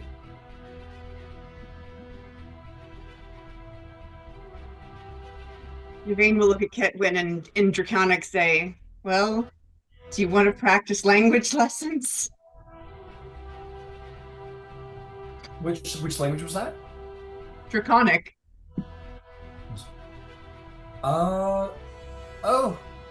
She'll swap to Draconic and say, Theodore says I can use some brushing up, so why not? I'll invite Drysrinn over to actually do the teaching. And I'll tell you what, you're probably at a certain point in your... Ketwin is fluent. It's just, it's passing fluent, right? So really, it's just at a matter of this point, it's exercising the muscle for her. And I think you're probably getting to that point as well, Yvain, where, it's about exercising the muscle and talking, and then, maybe missing a word and correcting a little bit here and there. But it's largely about... Because let's be honest, Duolingo's a bunch of bullshit. You gotta talk to someone if you're actually gonna build any kind of language skill. So you're probably at this point just talking. So out of curiosity, what do you guys talk about to improve your Draconic, if anything? It could be a good opportunity to slip in some conversation and guise it as language skills. I think I would introduce her to Happy, and I would try It's a hamster! Stay away! No, it's an almirage. It's a bunny. Bunnies and hamsters totally different. I heard bunnies could jump this far and had teeth like this. I have to be honest with you. Happy is amazing. He's quite fearless, but generally speaking, he's just very helpful and hungry. He eats a lot. And he's very fashionable. He's always well dressed.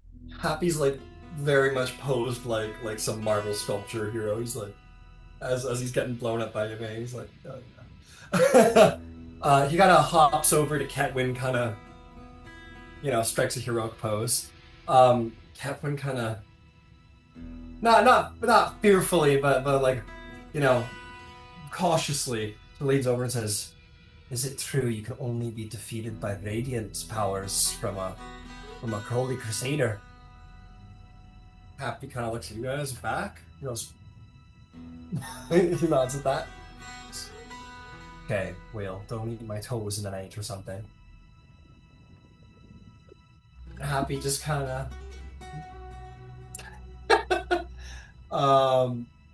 This is such a divergence, but there was this like one video I saw and it was like it's about the Japanese. I mean, the Japanese are like, oh, look at me, konnichiwa, cute. And he's like, stop pretending, Japan, we know who you are. And he's like, do you really want me to go back to who I was before? And they're like, no. And then he goes, then tell him. And then I don't know, it's a funny thing where he's like, do you want me to be that evil one? And that's kind of what Happy is right now. He's kind of like making like the cute faces at Catwin, but Catwin fully believes he's a diabolical creature. And he is, let's be honest. I will try to tell her about the Feywild. But I mean, I've never been, but little I know of it, just as this is where he is from. Got it. Oh, okay. She definitely asks a lot of outlandish questions, like, is this what the surface is like? Is this a continent on the surface? And, Daedra might pipe in and say, we have not necessarily begun our dissertation on, universal alignment of the planes. We've only minorly touched on those lessons. Something along those lines. But he's like, no, but by all means, go ahead. It's just not something we've gotten to yet. Kevin's like, I want to be there for that lecture. Yeah, honestly, no shit. Yeah, a primordial great worm dragon giving a dissertation on like the alignment of the planes. That's probably no one better in Exandria to give that lecture. He would never leave. Dude, you should get him to work at the Alabaster Lyceum. Let him be. He's like, I'm a little bored. Sure, I'll be a teacher. Just as long as I get my board. Yeah, you guys can chat about the Feywild. They speak about the Feywild. There's a couple words in there she doesn't quite get. She's like, it's like art. Is that correct? Art Fey is the word you're using? Like big Fey, like So I guess they're not gods, but like, when you're so powerful, it doesn't matter if you're a god or a demi or something else. It's just you're so like, an archfey is like that.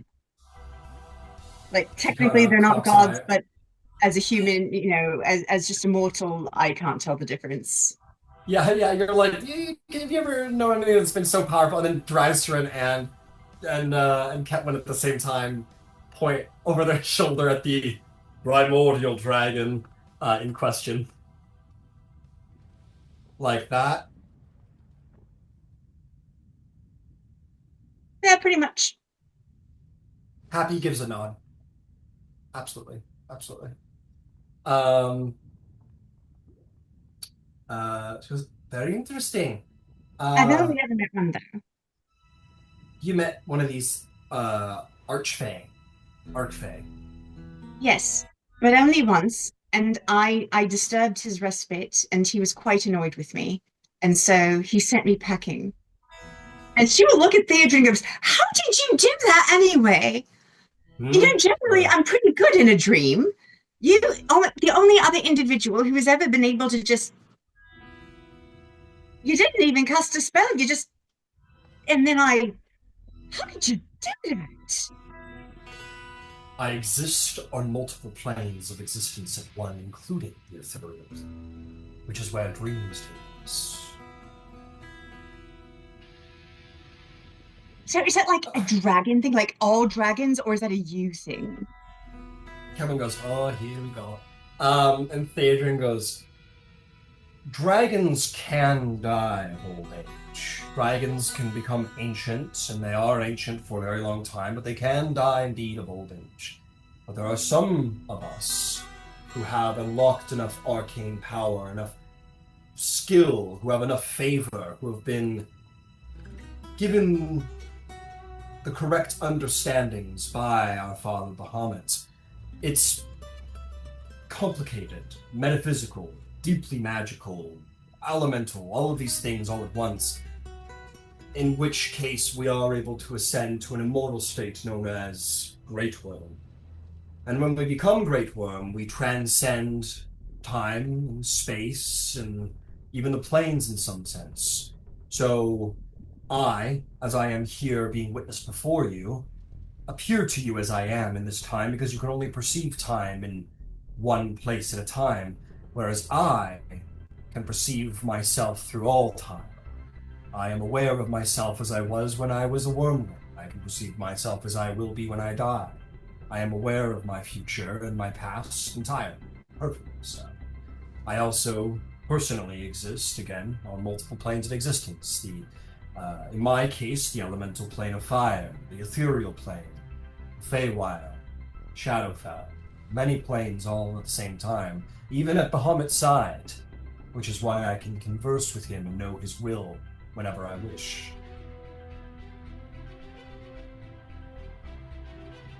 I am. And she will look at Caitlin and say, look, I totally understand why you wouldn't, why you would want to stay. Yeah, I mean, it was very impressive the first 3 times. He's like, Yeah. he knows Yeah. everything. Honestly, how do you get anything done? He goes, well, such is the thing in mortaldom. You only have one life. You are doomed to die. You are ambitious. When you know everything you will do and can do, and to some degree can understand the consequences of your actions in a literal sense, the novelty of doing things is diminished some, and that is a good thing.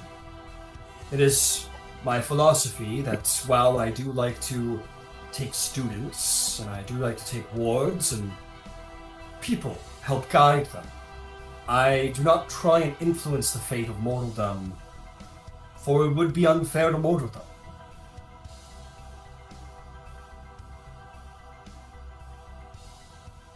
Yeah, but you're such a good teacher. Sorry. There's nothing to be sorry about. He'll sort of turn to Drysrinn and say, it is, you said that Cord has not spoken to you much. You should take it as a sign of confidence. Or the gods, I don't claim to be a god, but probably the closest thing to it on the side of the Divine Gate. The gods are similar. They are all-knowing. They are all-powerful. And when they present themselves to mortals, they do so in a way that is fallible and comprehensible to them. If they were to be here presently, even during the time between the schism and the calamity, they did not directly influence politics or wars, unless there were matters of great divine stakes, such as the calamity. They did not personally influence, because it would... It's like if a parent did their children's homework for them. Sure, they would get good grades, but they would learn nothing. Their civilization would only prosper by the merits of the gods, and it wouldn't truly be a civilization that belongs to mortals. And for that reason, I remain here, deep in the bowels of the earth, away from things, gently guiding individuals as opposed to continents and civilizations. Can I ask a scarier question? When I showed you the picture, you mentioned the scale, obviously, because the scale tyrant is in the picture. She, to the best of my knowledge, and I'm so very, very limited, it seems like maybe she's sitting this one out. Oh, I don't like that one. Sorry, I didn't mean to laugh. I apologize. No. The Scaled Tyrant, I assure you, has every intention of making her champion known, her entrance come, for she is the Scaled Tyrant, and she is a proud god. The only reason I imagine it has taken so long for her to make her entrance is she is not a Southern god. It's because, since the Calamity, her position has been within the domain of the Nine Hells. She is not a servant as Moses, but they have a complicated past. She needs to be released. And I have no doubt that doom is coming soon. Sooner than you might expect, perhaps. As again, he kind of looks off as if he's looking into what will be, what may be, what has been, to inform what could be. You Are will you see her. Not her, but her influence.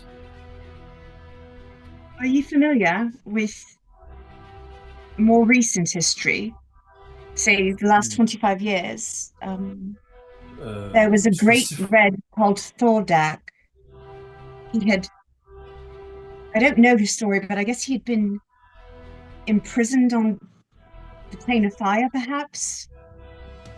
And then he got sick there or something.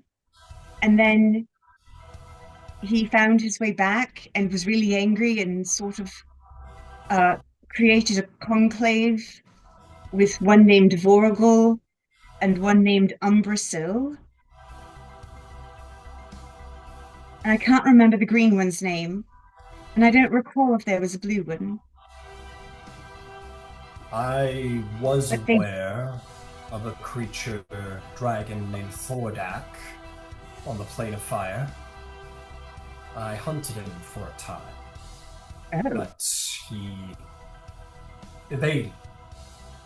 If there is one thing that I will intervene for, it is for the great threat of the Scaled Tyrant's most powerful children.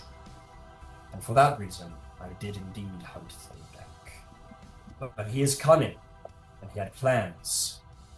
And from what I had heard, mortaldom had already sealed him away. So, again, I did not wish to influence too much into mortaldom's plans. When I had learned of this, it's been some time, they had performed a magic rite to bind him to the plane of fire, and so I thought it were no great purpose for me to slay him at that. But mortals had dealt with their problem, there was no reason for me to continue what they had already succeeded with. yes, I don't know the details of how he found his way back to Imon. Uh, but he did, and he was right irritated about having been sent away. Like tens of thousands of people in Tal'Dorei, and that like the whole continent. There was the Umbrasil was around Western, and I think the white one, Voragul, is the one who sent Draconia to the ground. I unfortunately am not greatly aware of recent history. In fact, perhaps for a couple of centuries, I've not been keenly aware of history. I wasn't firmly aware of Draconia. I'm sorry to have heard it fell.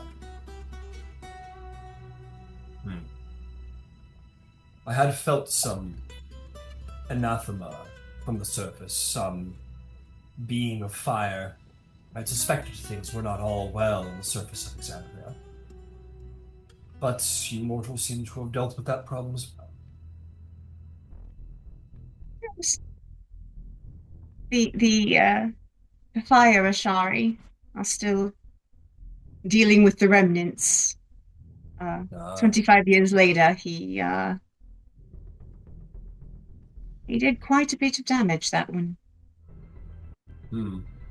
I I see. I suppose I'm asking because my thoughts were, we've got a lot on our plate, and if maybe the scale tyrant was just not going to do this one, you know, count the blessings. Well, if such mighty ancients have been brought low, perhaps, perhaps her champion will come in a form less, well, less ancient, perhaps. Who can say? For this reason, I thank you for this information. I shall be sure to maintain my presence here as opposed to the surface for at least another century. My presence alone might tear open any progress your fire shard have accomplished.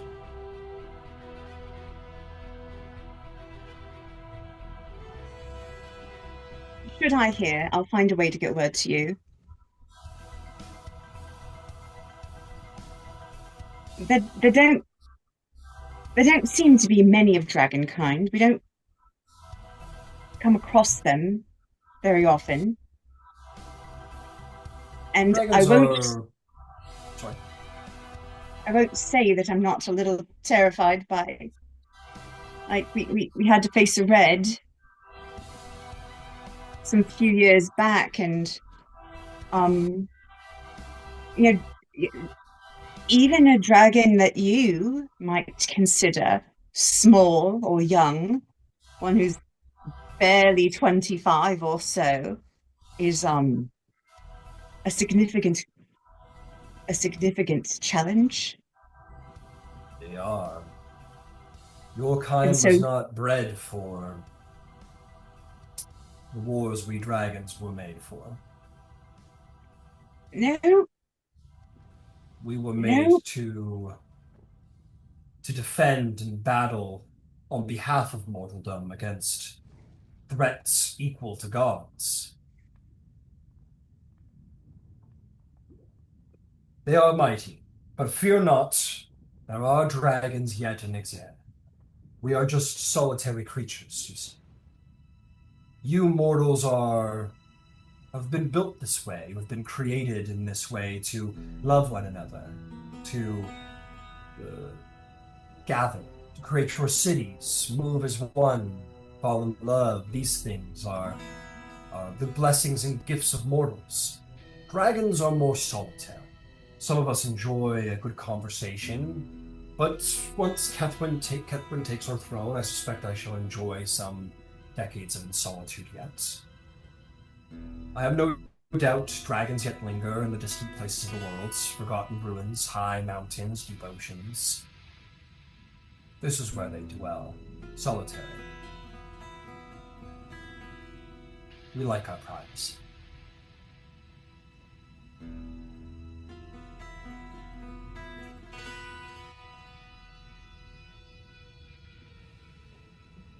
unfortunately, well, maybe it will be as you say, and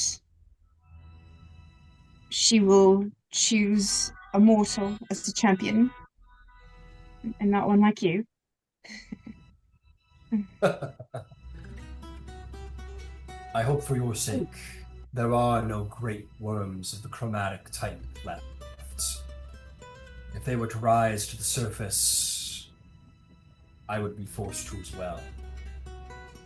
And my coming would, whether I would will it or not, surely undo all the progress the Fire Ashari have done to stall the scars left on the land by Thordak. I might even be tempted to stay, just for the sake of not causing more damage to your world. But fear not. I have found such chromatic great worms in my centuries down there, and they are no longer. Exandria, I cannot speak for the whole. To your Grisar,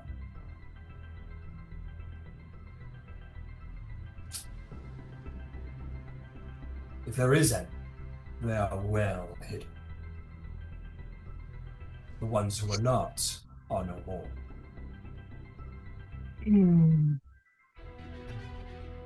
Okay, well, we're just going to hope that they are all sitting this one out.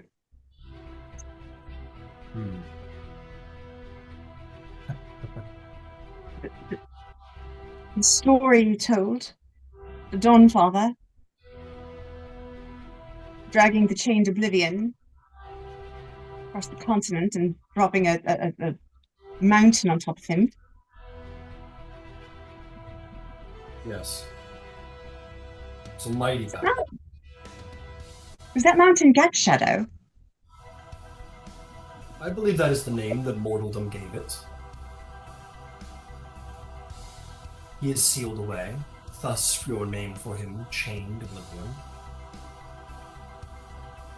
For your sake, hope he remains that way. Yeah. I think he's leaking. Yes. Madness yet still exists. Madness yet still exists. I feel it. I felt your champion's rise. I suspect that a champion has been claimed in the name of Chained Oblivion, as of yet. I feel the edge of his insanity more pointedly, as of yet. Even from down here.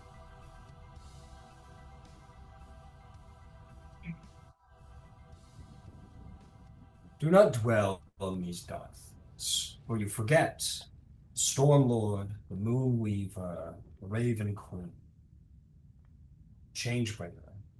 They have their queens on the board as well.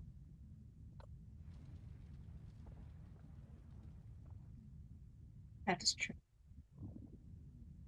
I see greatness in all of you, which is why I'm glad you have taken some time to spare for Ketwin. You have much to do, much that you will accomplish.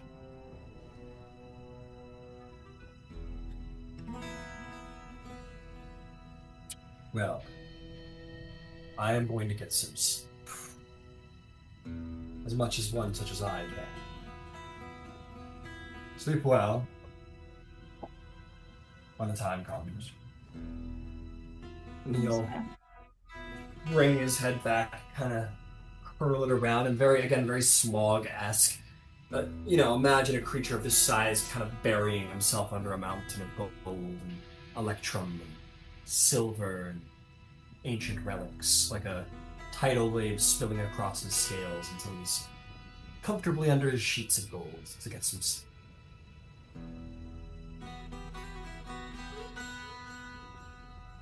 I don't think the scale that I'm presenting here on Tailspire is too far off, in fact.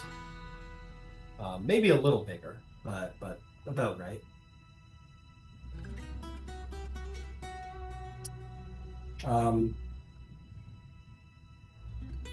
He suddenly wakes up and goes, "Oh, shit, I didn't make you beds or anything. Hang on."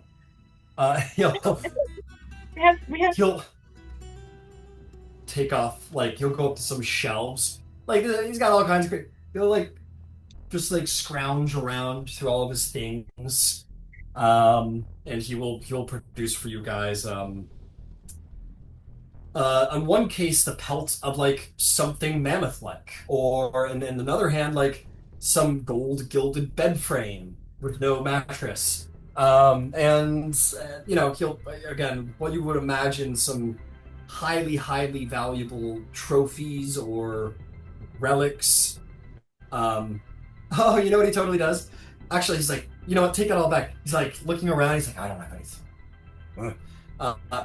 Then he goes to this one perch and he takes something off of it you can't quite see. And he brings it closer and he kind of takes his finger and kind of very carefully rubs it. And you see a genie pops out.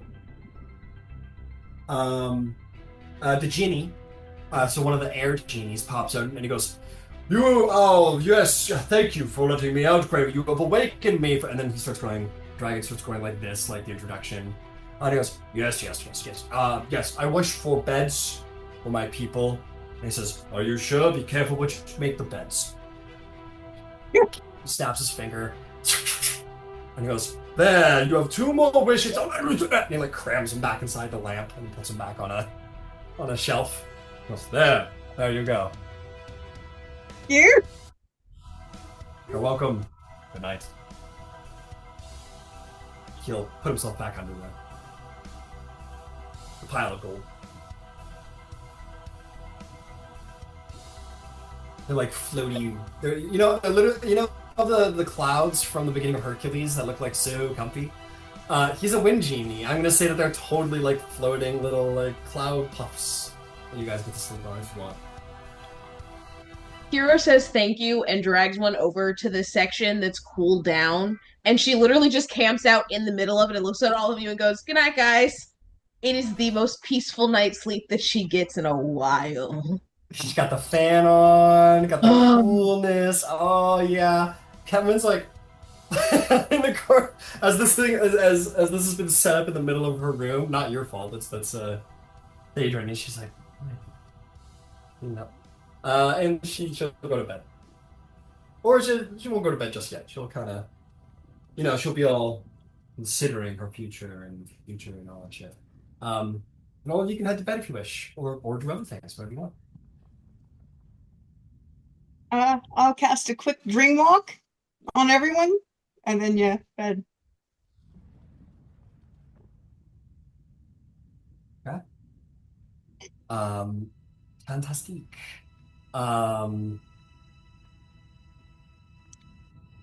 Got it.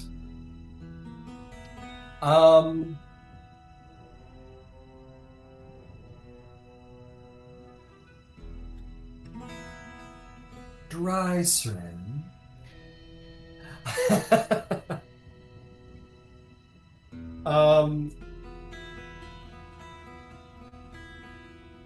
You wake up to the sound of applause. Not wake up so much as come to be in your dream. The showering of applause and celebration. You are standing in the middle of the gods' brawling.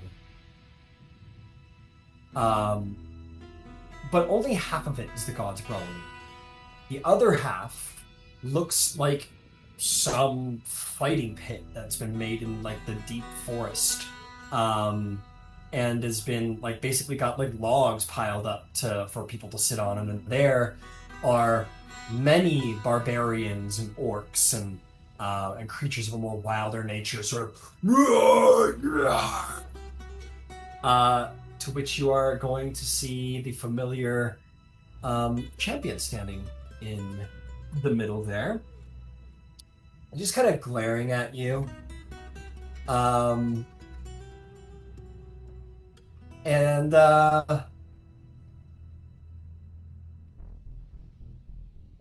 just say, "Don't want to talk? Fine." You called me here! She's gonna cast lightning bolt at you. Roll initiative.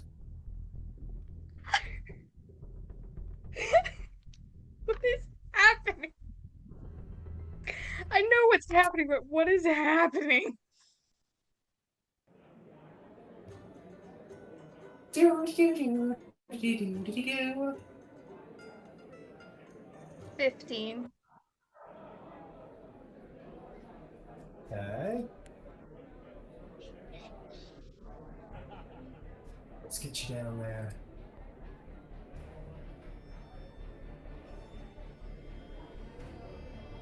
I need a mini for this chick. What am I going to use?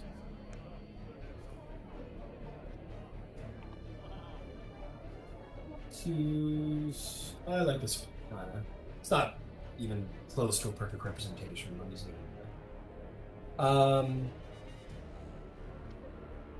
Give me step off is.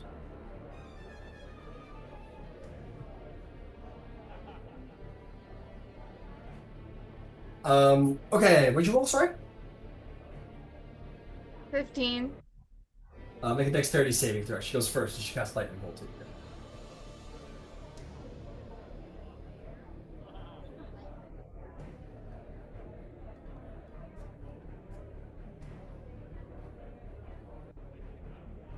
23. You And dodge out of the evasion. way. Yep, you have evasion. You dodge lightning. She puts it at you. Lightning comes in, but you're already out of the way before the spell is fully cast. And My element, really? My element, yeah, you want to try and throw at me. it's your turn. What happened What do to you do? talking? 'Cause you've made it apparent you don't want to talk, so let's do what you want to do, and let's fight. Why are we here? God.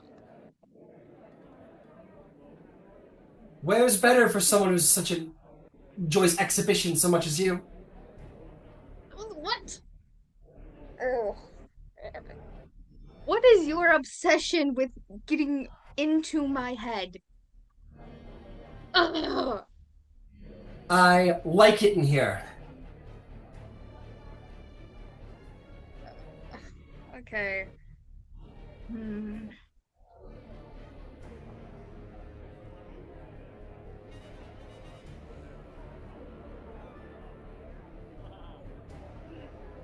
What do I want to throw at her?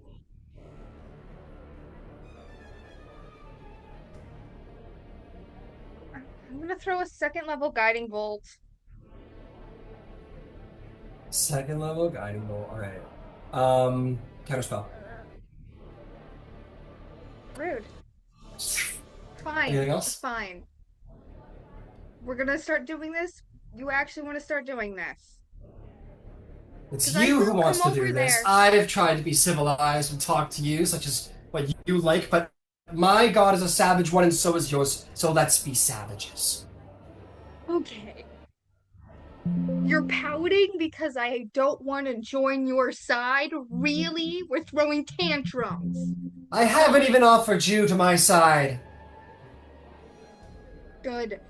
And Drysrinn's just gonna walk up.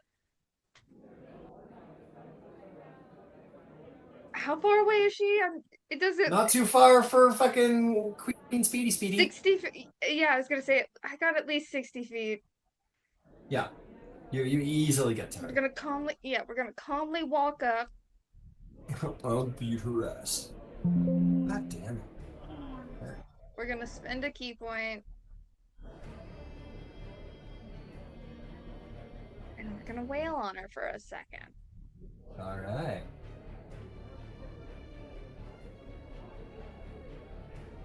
$29 to hit. Spend another key point for a stunning strike. Okay. 16. Now, she looks like a mage, right? She's got the, like, tribal like, the sort of tribal, sort of, like, arcane tattoos on her, but, you hit her to stun her, and she kind of, like, she takes the damage, most certainly, but you're surprised by her constitution. She rolls a 23 on constitution. That's right. 22 and a 20 to hit. 22 and a 28 to hit. No, will hit. and a 20. And a 20. She'll shield that one. Block it with the magical shield.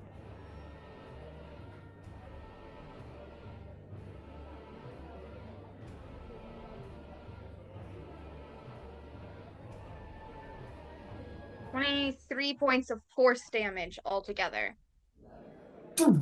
She takes the 23 again. Good constitution on her. She's not bloodied, but you hit her well. Her staff is no normal magical staff. In fact, it looks like it has grown in power. Oh, actually, no, that's not true. It looks the same. When she received it, it almost immediately awakened too.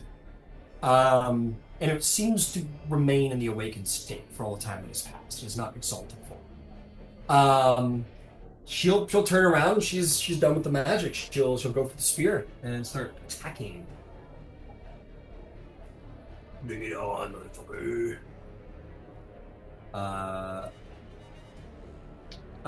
She attacks you with like a barrel kind of rage about her. She will be okay.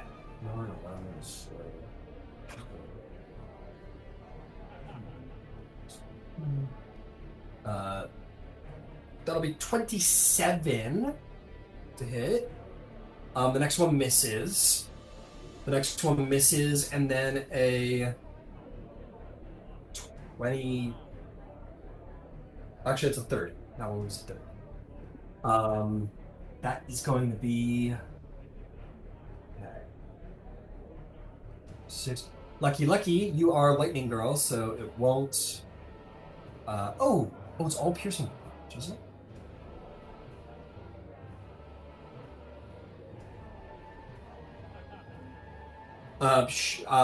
One of those misses becomes a crit. Sorry, there's a. Oh no, I take it back. Sorry, I'm getting my features confused. I apologize. No, yeah, What this is type all. of damage is she? Is it She's doing is it piercing. lightning She's doing or is it piercing. piercing? Sorry, it's piercing. Piercing? Sorry, I'm being confusing. I apologize. The first one Drysrinn's gonna deflect. Okay, fair enough. Let's get 5, 7, let's get 9, 10, 12. That one came out to 19 points of damage. Drysrinn, let's see, I've rolled a 9 plus 15, that's 24. Drysrinn negates it and is gonna deflect it back at her. Okay, fantastic. Which is for her a dexterity 16. Dexterity 16. She rolls a 20 on the dexterity. Yeah, fine. But the damage is negated. Understood. Fancy little monk stuff. This is gotta be a crazy battle, right? Like, you come up and like punch her, maybe surprised she isn't entirely stunned. She sort of blocks the next one with like a magic shield, which I'm gonna say comes up like a warrior's shield as opposed to like a little magey shield. And then you get her on the next one as well. And then she kind of comes around with the spear and like you like, you know, neo block it. The other one comes in, you kind of like deflect and go for like a punch. She gets out of the way, tries to sweep at your leg. You bring your leg up like Achilles, and then she comes around and then manages to actually get the final one on you in the end. But to anybody who would possibly, like, we're in a dream state here, but anyone who would be watching, this is like lightning fast combat on both sides. Because she's doing 4 attacks around. So she's doing pretty good herself. Oh, I clocked that. Okay, got you. So 4, that's 12, that's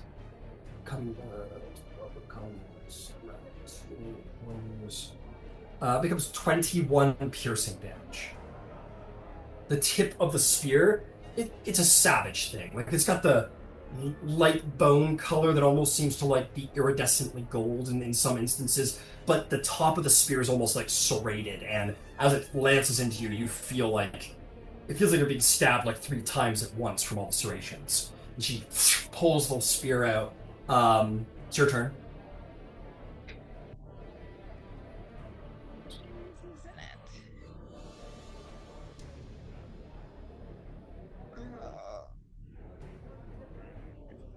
Are we gonna do the thing?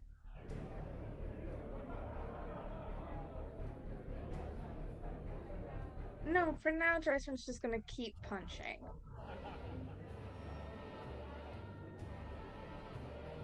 Yeah.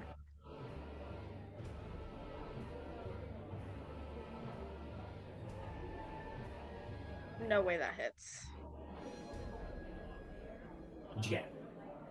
It was a 2 on the die. It would have been a 12. Yeah, no. But that is a 19 on the die for another 29. Ew.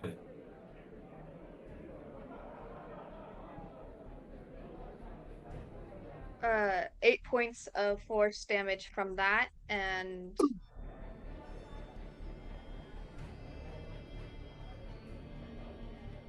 yeah.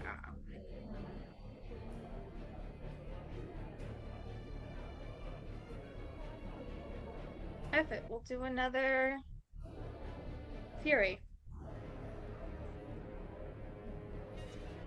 What was that? Another Another Fury Fury? of Blows. Beautiful. Go for it. Hell yeah. 23 to hit. Oh yeah. Oh, she'll throw up a shield. Another 29 to hit. Hey, good job.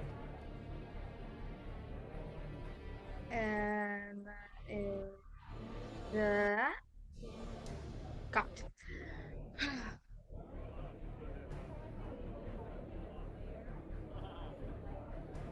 26 to hit. 26 will hit. 2.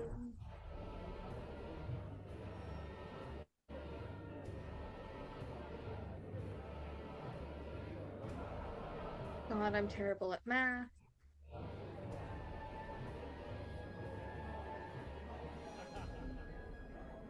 Another 26 points of force damage, and Drysrinn is going to back up.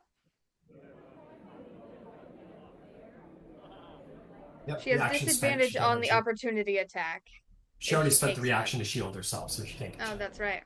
But yeah, Drysrinn's just gonna take about 40 back. Just Okay. to get out of the natural range of what people. Yeah.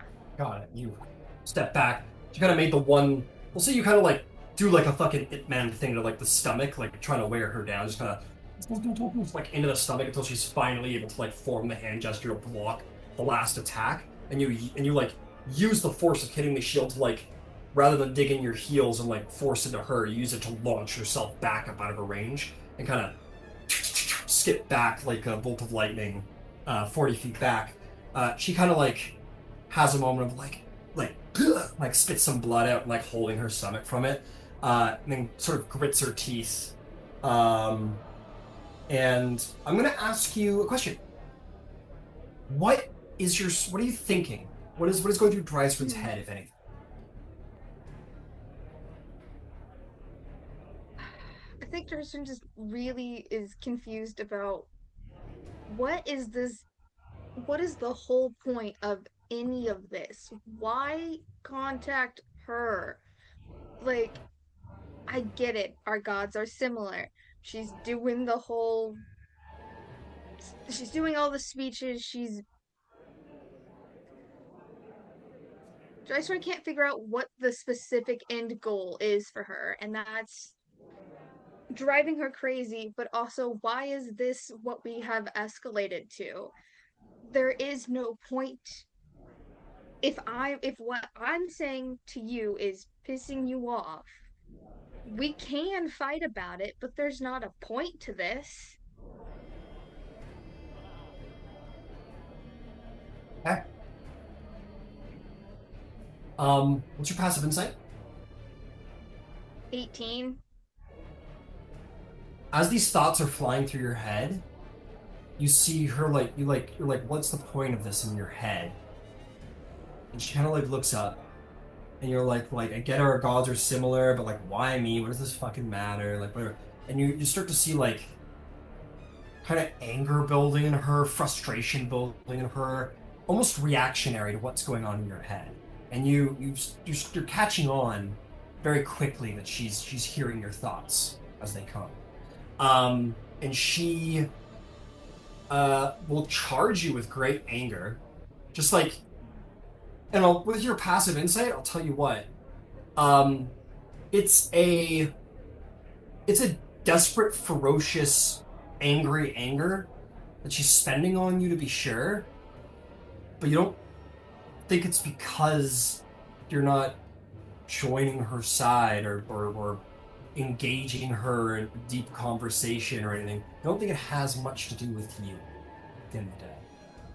And she'll run forward with all anger, sort of leap into the air, almost like Spartan stabbing style with the spear. She'll disappear in a cloud and appear behind you and will strike you.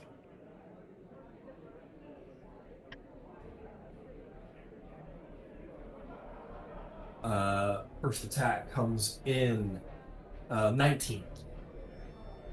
Class. That's your armor class. Okay, just manages to nick you. The next 2 attacks are going to be nat 20s, one after the other. And the last attack is a miss. Now we're talking about. Okay, I'm gonna just. Yeah. I. Hmm. No, you know what? No, I'll take it. Okay. First attack is going to be 16 points of piercing damage. You like slip out of the way, but you still manage to like nick you on the shoulder. Then she comes around and like maybe you consider like blocking. You bring up an arm to block. She like grabs that arm and jams the spear like into your gut, and that's the nat 20. And then she kind of like twists it in the gut. Again, like you being a monk, it's up to you. I don't want to speak for you. But imagine as a monk, you're much more able to sort of keep your cool, even in really intense situations, meditatively, so on and so forth. And while she's doing this to you, you are entirely aware this is a dream. And the pain you're feeling is like dream pain. It's not real pain. And all of her violence and frustration, you kind of watch it on her, where it's like, you expect that she's probably hurt people out of this frustration in the real world too. Probably her own dudes, her own evil fucking henchmen. And you just see this like anger and frustration. Damage is going to be 19 plus 24, which comes up to 33, I believe. I'm not wrong. Second is going to be 27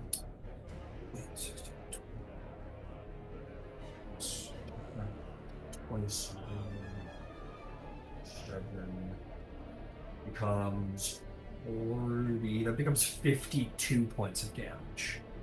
Drysrinn's beyond bloodied. She's down to 20 hit points. And then the last attack, she yeah, we're gonna say that like she falters on that last one. She like pulls the one out, and she kind of falters on it, and it's just like a lazy swing, and you easily deflect it. She's overly emotional. Is there anything? What would you like to do next?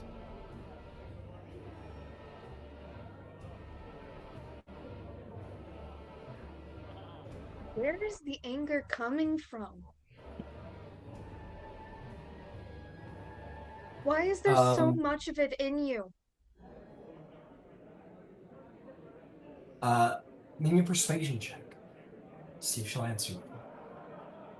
Or intimidation. I'll give you either one. And again, intimidation doesn't necessarily mean you're being mean, but maybe you're like trying to force her out of it. You know, trying to force it out of her. I think Drysrinn would. Okay, She's beautiful. not being nice about this. Yeah, That's for sure. like I'm, Notebook or Ryan Gosling's like, what do you want? Like that's intimidation. It's not mean intimidation. What'd you get? What do you think I got, Ryan? Nat 20. Yeah, you got a nat 20, huh? That's a 24 in total. Yeah, you say this, and she like swings lazily, and you kind of block it. She leaves herself open, and you see her like tense every muscle in her body, like her abs, her jaw. She like fully expects like a full like into herself, and as she kind of steps back, ready for it, reeling from it, you hit her with that question instead. Where is this all coming from? And as you don't hit her, she kind of flinches. And she says, she kind of looks at you, blinks as if the answer's obvious. She's like, where does this anger come from? She looks at her hands, like clenched her hands in the spear, and she like reels back with the spear, and she throws it, and you fully expect it to come for you, but it goes over your head. It turns into a bolt of like blood red lightning, and like flies over your head and destroys the wall behind you. And Ruin's Wake then returns and sips into the sand. She doesn't bother catching it. And she kind of like looks down and she goes, "Isn't it obvious? I'm angry at myself. I don't want to do these things. I don't want to do these things, but I have to. I don't want to destroy who I am, but that's what he demands."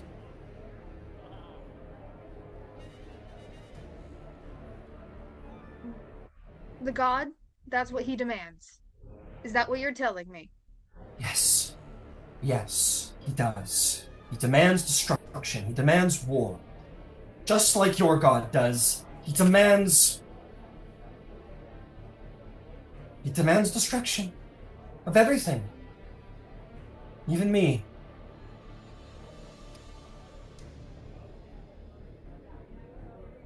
You say that the Storm Lord is better than the Ruiner, but he is a god of storm and lightning and destruction as well, is he not?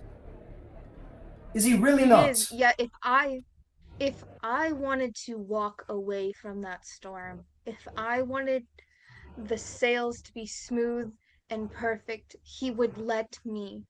In sorrow and maybe in pain, but he would let me. I will not, because I choose loyalty. I choose faith. He does not demand that of me. You can't possibly believe that. You think after everything, after what we've done, both of us, that he would just let us walk away? That either of our gods would just let us walk away from this? He would. He would let me put this belt down. He would let me give it to somebody who is worthy. I could return it to its tomb. And there would be someone else chosen. There has been other people of Cord chosen. I could walk away. I choose to walk this path, and if you are not choosing to walk yours, let us help you get off of it, because I am tired of the needlessness. You know this is needless. That is why you're fighting. You're not fighting against nothing. You're not fighting a needless cause. You're not fighting something small that can just be walked away from, Drysrinn. You really think after everything that the champion of the Spider Queen is going to come to you with her arrows? Of course she will. Just like all of you are. I am not fighting for something needless, no, but you are. In your own head, if you refuse to see it, fine, but I'm letting you know it is visible.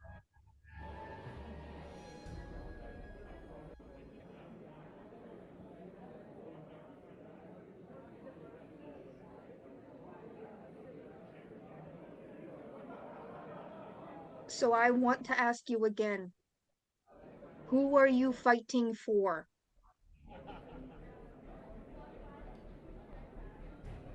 I am fighting to survive. I am fighting so that I might live, so that people I know might live. You through think what he is will to let come. you live? That's funny. He is destruction, he is ruin, you will not be anything of yourself once this is done. It'll not be you in the ashes. I tried to tell you that the last time we spoke, and yet here we are in an arena of your and mine making. You have not let it go, obviously. She winces in a weird way that isn't voluntary with your words, and she yells, "Shut up!" and she like kicks the spear. And the spear, and she looks back at you and says, "People are going to die in Westwind with or without my help. There is going to be a champion with or without my help." But it has to be your help, does it? You have to be the one to orchestrate this. As you said once, you are the most precise of your god's followers. So if it would go to someone else, if that spear was in anyone else's hands, how much destruction would it actually cause? Much more. And I Which can is why tell it's it's better in talking my to you. hands. Yes, it is. It is. He is. We learned that, that they're tied to demons. Yes. You would let one in your head? With how smart you are? I'm smart enough to do the math. To see that Tal'Dorei is doomed one way or another. I just want to be alive when its end. I'll guarantee How you did that this, work though. out for the people on the bad side the last time? Because we're standing here.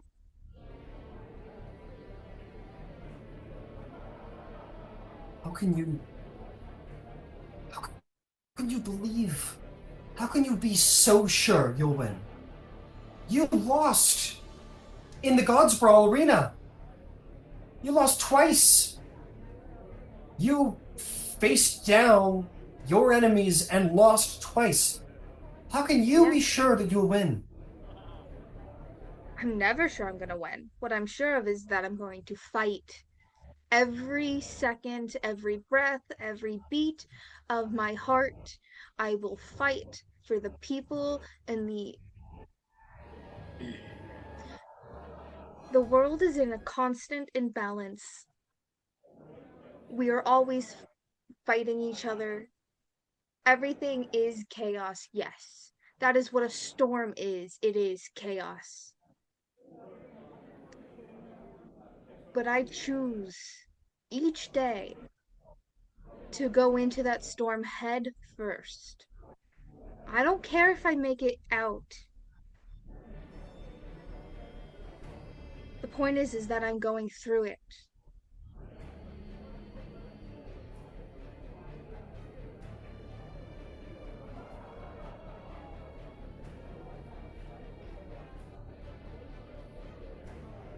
There's a difference Again, between me and you.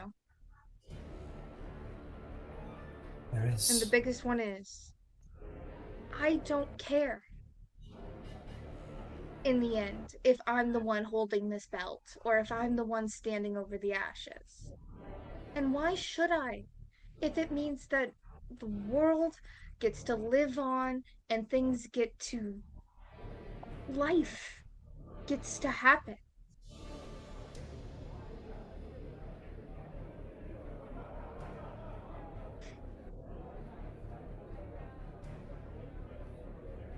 Can't begin to understand the power betrayers hold in Exandria.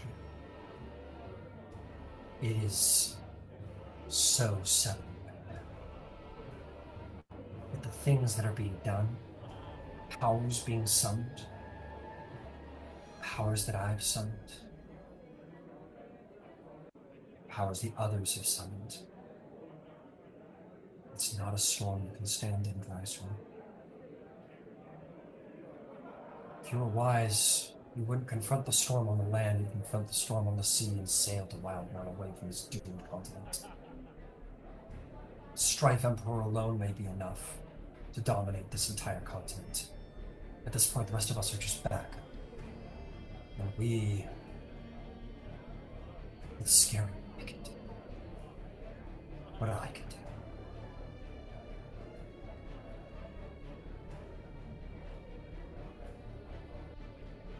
And yet, I simply do not care about your opinion on that. Because I will, once again, stand in that storm. Drysrinn, I am not trying to intimidate you. I'm not I overselling this evil. I'm telling you what's coming. I don't think you are. And I thank you for that. Honestly. I do thank you for that. But we've known for a while that things are going to get really, really bad because we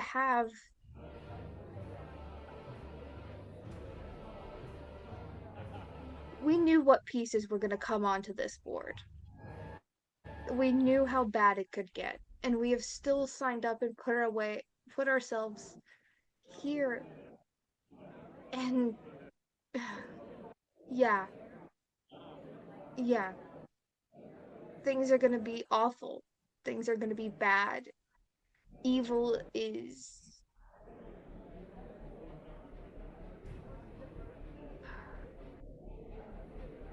we're taking this one step at a time. We are dismantling this as best as we can. And maybe if it's not specifically the Aurora Concordance, there's going to be somebody always to fight this.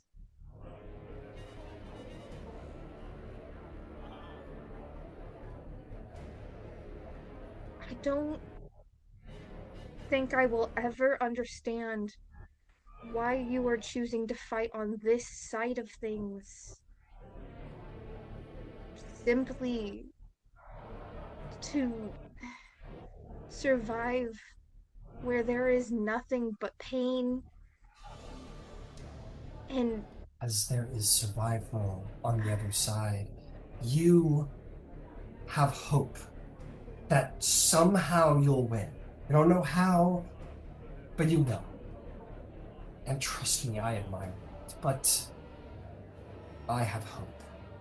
When the dust settles, the Luminers have done what they're going to do to Tal'Dorei, there will be an opening. They won't see it coming. I'll drive that spear into their spines. And then it will be me who can guide the future. Maybe this is just the world correcting itself. you think you'd be able to drive their own spear into their own back? It is my With spear. No, it is not. It is its spear. It is the demon's spear. It is not yours, and it won't ever be in truth. The demon just wants destruction, blood, violence. It doesn't care where it comes from. Drysrinn, when the dust settles and the flames settle and it's all over, the Ruiner won't care. He hates his siblings. He hates the Lord of Hells for turning his back on him during the siege of the Calamity. He hates the rest of them. He will be all too glad to have me kill the rest of them when it's over. And then maybe, I don't know how, maybe it'll get better in the end, once all of it's over. So I'm foolish for having hope that we can fight this. But you are not foolish for having hope that you survive? No, I believe in you, Drysrinn. We are both fools for having hope. I wish I could see things so optimistically as you do, but I don't. I will tell you this, Drysrinn. I will tell you thank you. Your optimism is very inspiring. I will leave you alone, if that is what you wish. But hear me when I say this, Drysrinn. Hear me well. With all honesty, the final champion is coming. Tiamat's champion is coming. He's the last one. Yeah. And when he comes, the dominoes Yeah, are we going to had a stop feeling. following. Great. Well, your feeling is correct. Wonderful. Drysrinn, from all I've heard, he will be the worst of us. He will not come to you in dream and ask you to speak of hope. He will not be deluded in his sense of right and wrong like the fucking lost prophet below, whatever she calls herself. She'll not be some mad. This will not be some mad fool. This one will hurt.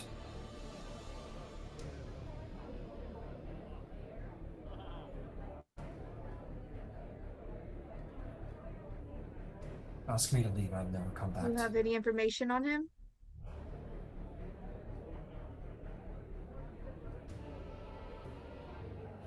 He does not have his arms yet. Does not have the arm of the betrayer yet. But I have heard he already yet possessed his vestiges. And he comes from... Well, he doesn't come from Exandria. This is a wild mount problem. No. Oh Think bigger. no. Worse? Oh. Oh, I'm gonna have to talk to Yvain about this. I'm sorry for the trouble you've caused you, and the trouble I will cause you. Do you want me to go? Do you want me to leave you alone? Do you want our next meeting to just be on the battlefield?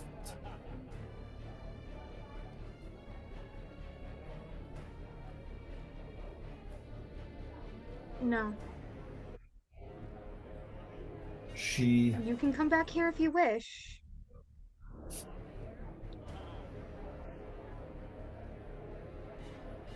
Do You know say that I no. will be packing a zone of truth next time? She...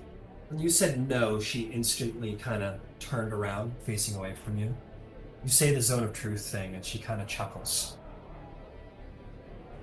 She says, I think we both know I'm not subtle enough to fool you, Drysrinn, but sure, whatever makes you comfortable.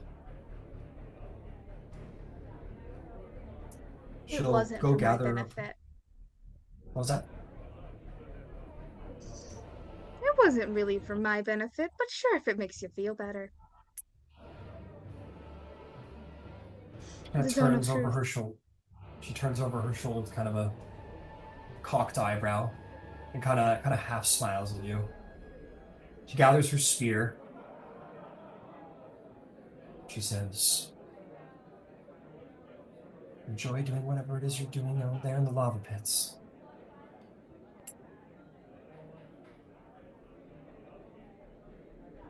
Don't worry. Hopefully. It'll be our little secret. Killing the witness below. You say that? No. More say hopefully take more I would probably say taking a betrayer off the board. I would say that. She'll look at you severely, curiously. And what? You definitely think she's told you enough that would get her in a lot of trouble. You're telling her will certainly test her loyalty. Or make it apparent where her loyalty is. Take inspiration. Dream ends. Sleep is had. The last thing before you awaken, Drysrinn, is you dream of fire and time and protection and the face of the dragon that you are staying under the roof at. And he kind of sees you in the dark when you awaken.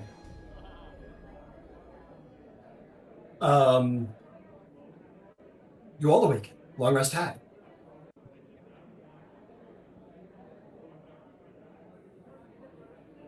You'll hear within your mind, Drysrinn, as you awaken, just quietly, telepathically. Play a dangerous game.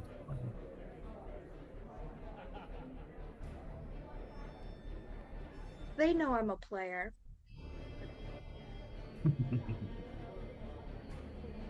And that's all. Maybe you get like a little nod from him as if to say like, You know his whole deal is like not interfering. And you get that sense from him still. Um, but you all awaken back in the firehold. Um, Princess Ketwin awakens. Is there anything you guys want to do before she comes and talks to you all? Drysrinn actually ask Yvain about, like, she will be like, and this is the info that I got in the dreams again, because she was in the dreams again.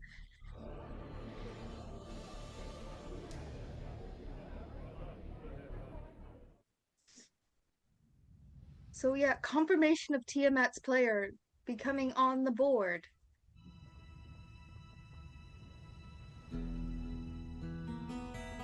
Nothing we didn't know already. Though I'm surprised to know that Tiamat's champion is the big bad. For some reason, I thought it would be the kid's dad, the IA dude. Is he not? That is the King of Hell's champion, isn't it? What did you say? The head of the IA. That's the King of Hell's champion, yes? Bane's champion. Oh, so we still don't have a player on the board for the King of Hell.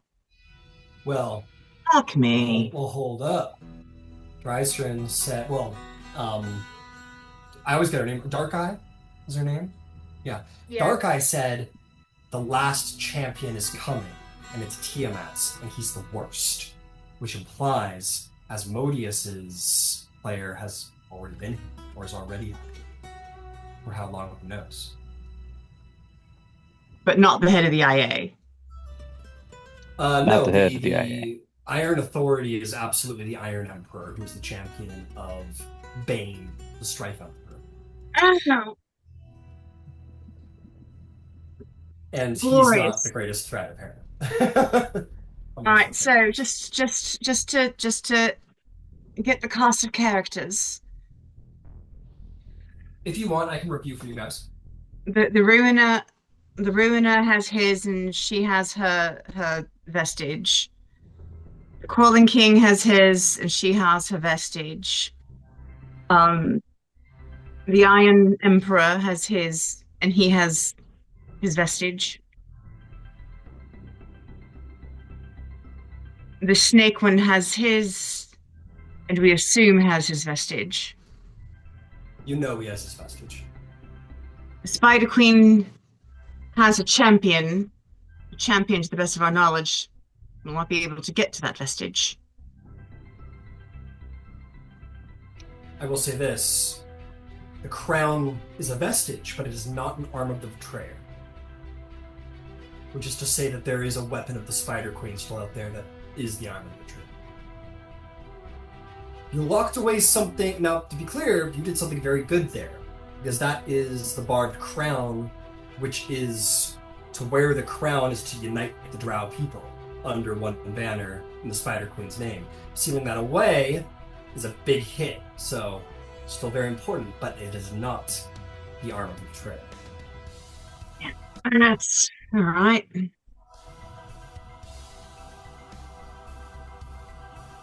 Scale Tyrant has vestiges, but not their arm. And is currently not on the board, so to speak. It's currently not on the board. Asmodeus's champion is not current. We don't know who that person is. At large, but nothing is known. All right, does that leave anyone out? Yeah. So you've got clerks. Let me just pull it up here. So yeah, Lord of Hell is at large. Uncertainty surrounding them. Strife Emperor, he's at least in charge of the Iron Authority. You don't know if he has his arm of the betrayer. Ruiner is at large, has their arm. Spider Queen's champion's at large. You don't know about the arm. Chained Oblivion, though, don't know if they're at large, apparently, according to this information, but you don't know about the arm of the betrayer. Scale Tyrant's person is neither at large nor has their arm. Crawling King Both, yes. Whispered One, you're not really sure if the Whispered One has a champion, but you know that he doesn't even have an armed betrayer, so there's a little less to worry about. And you also took care of your assassin queen there, so at least crippled him in his plans. And the Cloak Serpent has both his arm and his at-large, so things are coming together on their side, to be sure. It's definitely like more than 50% of the way, armed and ready to go. Have we heard anything about the Horned King? Who? The Crawling King? The Horned Baphomet. Oh, no. No. You haven't heard about him since Drysrinn. Like a long time ago. Yeah, long time. You guys kicked his ass, or at least his plans anyway. So he's, at least for the time, not playing. Yeah. You'd be surprised if he's back on the board for these things. That was a pretty big play for Paladin, and you squandered that. And then the other one still seems quiet.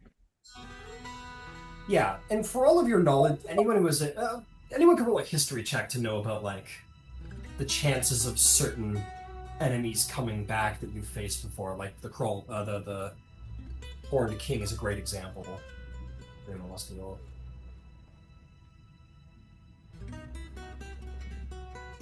Can Kira roll a check? I have a question, and I don't know if this is information that she would have access to, but Drysrinn seems like she's found her match, and Hammer Sheila seemed real interested in Yvain.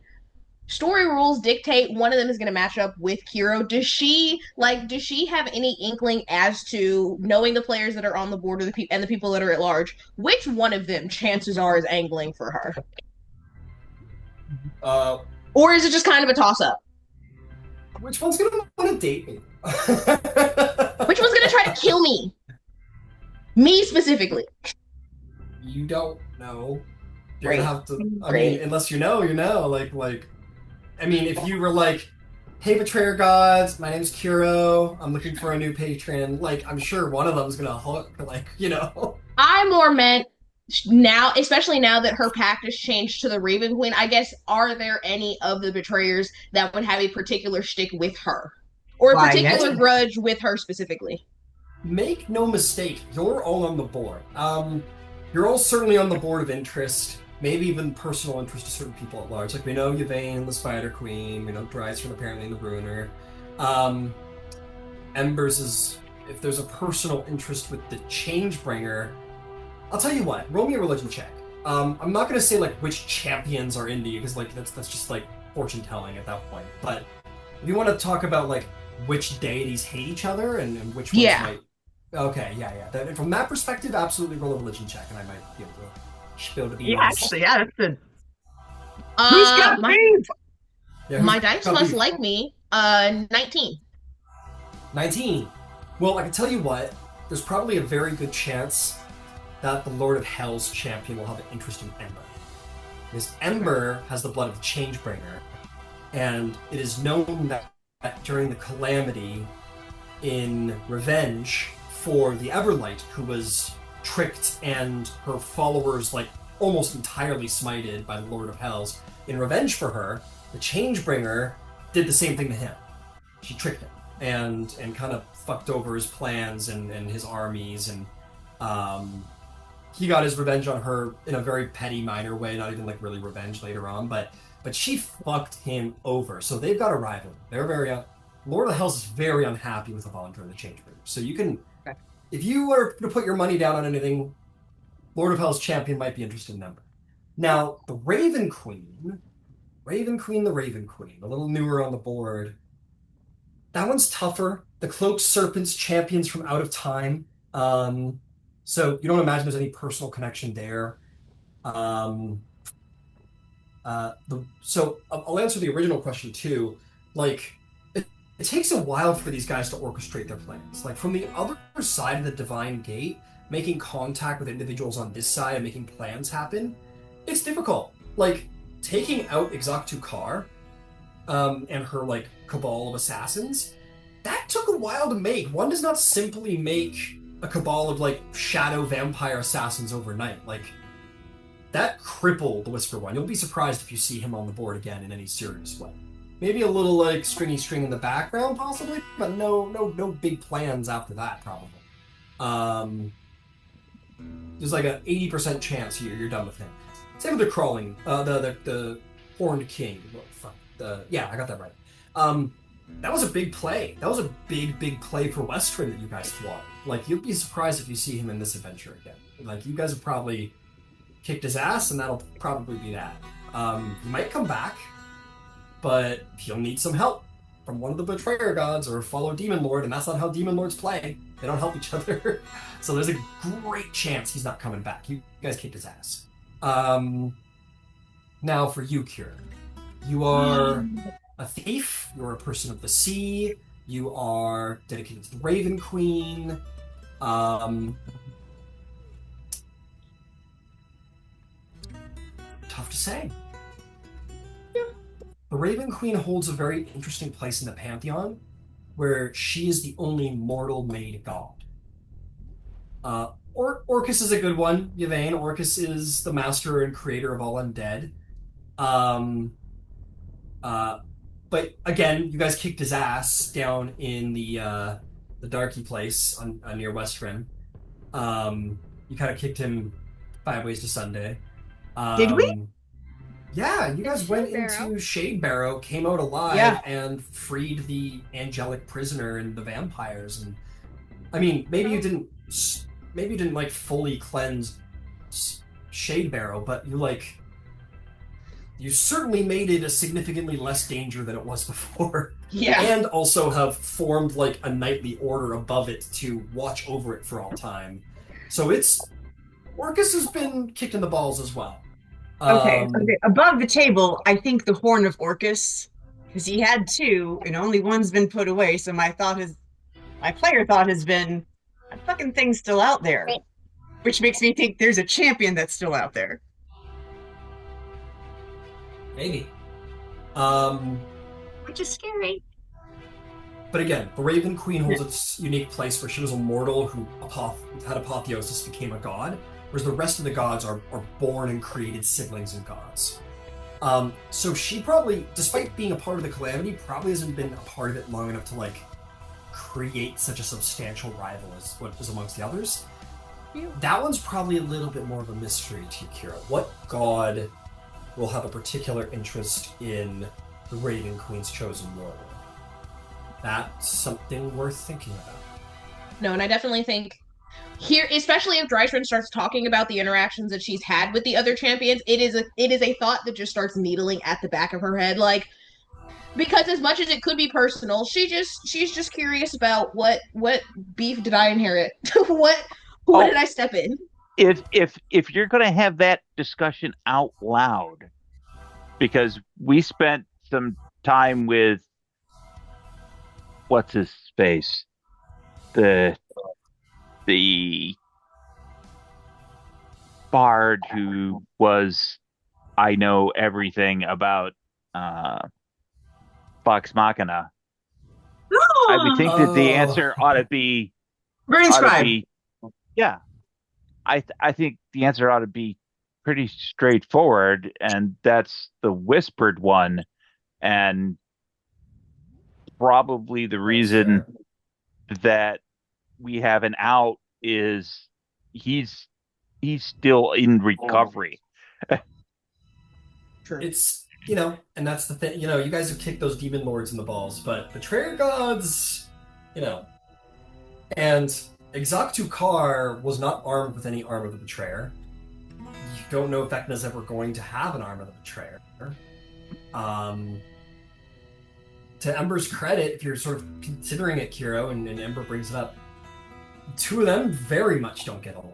And the Crawl and the Whispered one is very much like a plans on plans in the dark, very secretive, dark rituals in the background kind of guy. So it wouldn't be wild to consider that he has backup plans for you. But he's also been in near recent term kind of screwed twice. He You would know, be, I'll tell you what. the Yeah. Titan play and the hand were not insignificant, but the hand's still out there, It's not there. tooling He around. has he's got an ego, and that ego's been tarnished not once but twice in recent years. He might be getting a little pissed off. It's true. It's very true. And recently too, you guys particularly have poked the bear a little bit with him. I think Yeah. it's something she definitely keeps in the back of her head, especially knowing that context religiously, but I think also the experiences that she had inside of Shade Barrow just gives it recontextualizes. She's like, all right, just if something were to pop up, coincidences don't happen often to us, and so she's just gonna make sure that she keeps her mind open. Fair. No. I'll say- Keep your mind closed. Closed. Right. Princess Ketwin appears at this point and goes, "Hey, what are you all talking about?" Which god is gonna kill us? Future in front Beef of us amongst the all. gods. Who's Wow. beefing? Yeah. Wow. Okay. Like, Stormlord's so much better than the Ruiner, haha, kind of thing. Which one would want me dead for personal reasons? Who are you people? I don't think I've actually asked that. Oh, we're the Aurora Concordance. Oh, I knew that. Are you like, what? Are you like having fisticuffs with like the gods? No, I think just we're their champions. Champions Yeah, of Yeah. the gods. Yeah. we are. Yeah. She looks up at Thaedrin, who goes, "A champion is one warrior considered paragon of their commandments and their greatest, most dangerous warrior." She looks around at all of you like, this is such bullshit. Like, what's going on? I know, it's disappointing when you look at us, isn't it? No, it's the opposite. I mean, you're the fucking star lady from Dragon Heaven, and you're literally blue dragon storm out of heaven, and you're the fucking monster water lady out of the deep of the ocean, and you're a very nicely dressed inferno in disguise. I mean, no, you're not disappointing at all. I'm just saying it's impressive that this is what you deal with on a day-to-day basis.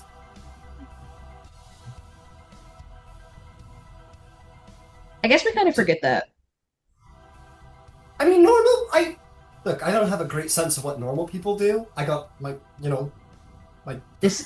teacher is an immortal dragon demigod, so I feel like I'm there with you a little bit, but I got to imagine this isn't what people do talk about in normal day-to-day conversations. We all do what we can do to make lives better and safer for the people we know. We have been gifted with a great deal of power and influence, and the expectation is that we use that accordingly. Do you have any normal friends? Do you have are you friends with humans from around town, like a barkeeper, like a Several. Oh, it's nice to hear you have a good balance in your lives. That's nice. That's pretty good. Gladys would talk your ear off. Gladys, she's a barkeeper. Yes. She sounds nice. She's a pretty dwarf. Well, alright. Well, anyway, speaking of not having normal friends, probably for a very long time, or if ever in my life, I slept on it, thought about, teleporting into a dungeon built to contain the people assigned to protect me by the gods, or whatever, whoever sent you. Gladys. And, I mean, well, we'll see what we got when we get there, eh? Maybe my kin aren't too far gone to be helped. If you know, superheroes of Exandria think that there's hope for the Duergar, then who the hell am I to say that there isn't? So I'm gonna leave it as a maybe, but let's go see what can be done. I'm on the Can play along for the time being. I want to throw something out. It's a bit of religion, and so if I am incorrect, I'm hoping Theodrin will correct me because I'm speaking of things I have no personal knowledge with.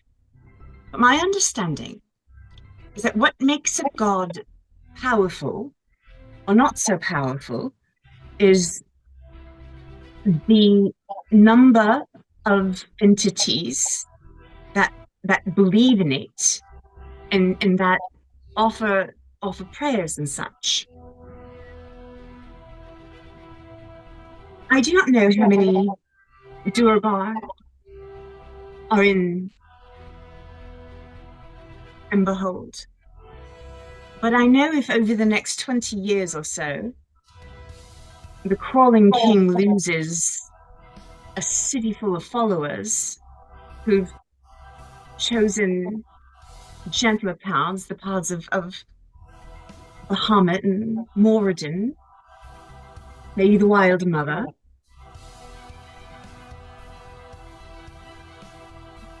That will weaken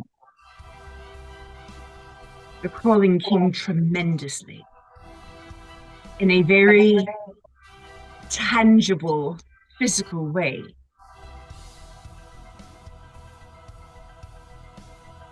And that's something you could lead. This is true. And that's incredible.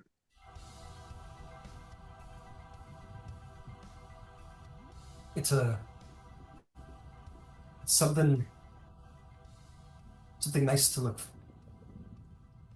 to hope for. Something I'd like to see happen. You too. Well, I can think of better jobs than becoming the queen of the most stubborn race and people in Exandria. But, well, if anyone's gonna drag him kicking and screaming into a better way, let's see if it ain't possible.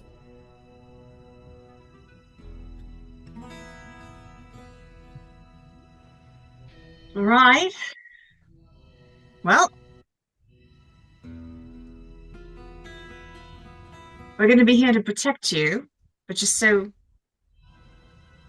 we know, because it's a good thing to know, have you had the opportunity to learn any sort of sword play or fisticuffs or magic? She'll smirk, and she will grit her teeth, and she'll look up into the air and scream and cast fireball straight up into the air, and it will in a fiery plume magical explosion that is not too different from the fire that licks constantly off the side of the brass dragon in the tunnel. Oh, that's gorgeous. She'll like pull up her sleeve, and like across her actually pretty fit bicep is brass scales in sort of in a dragon shape. She goes, "You live with a primordial dragon for 10 years. I guess he rubs off on you a little bit." That's beautiful. Theodrin says, "She is a sorcerer, the dragon ancestry. And I have also granted her some gifts. and dragonkind. Be sure that she will not be of your ability levels, but she can certainly defend herself against the rabble. I've seen to You it. protect someone who can't protect against the rabble a little differently than you protect someone who can manage a little bit alone, you know? Yes, you are all tremendously impressive, chosen warriors of the gods and whatnot. I have primarily focused Princess Ketwin's studies on statecraft, rulership, philosophy, the intellectual pursuits, and leadership. While she does possess magical skill, she will need you if she is to survive this moment. Absolutely. The princess says, "So little faith you got there." He goes, he just kind of shrugs at her. "I don't think you've seen Emberhold, princess. It's a place that you should not approach without great caution and power." Says, "And now you've convinced all of these people to have them teleport me into the middle of a prison, which can be lava-filled for all I know, right?" He goes, "Right." She goes, scoffs. If it's any consolation, we actually almost got there before. This would just be willfully doing it this time.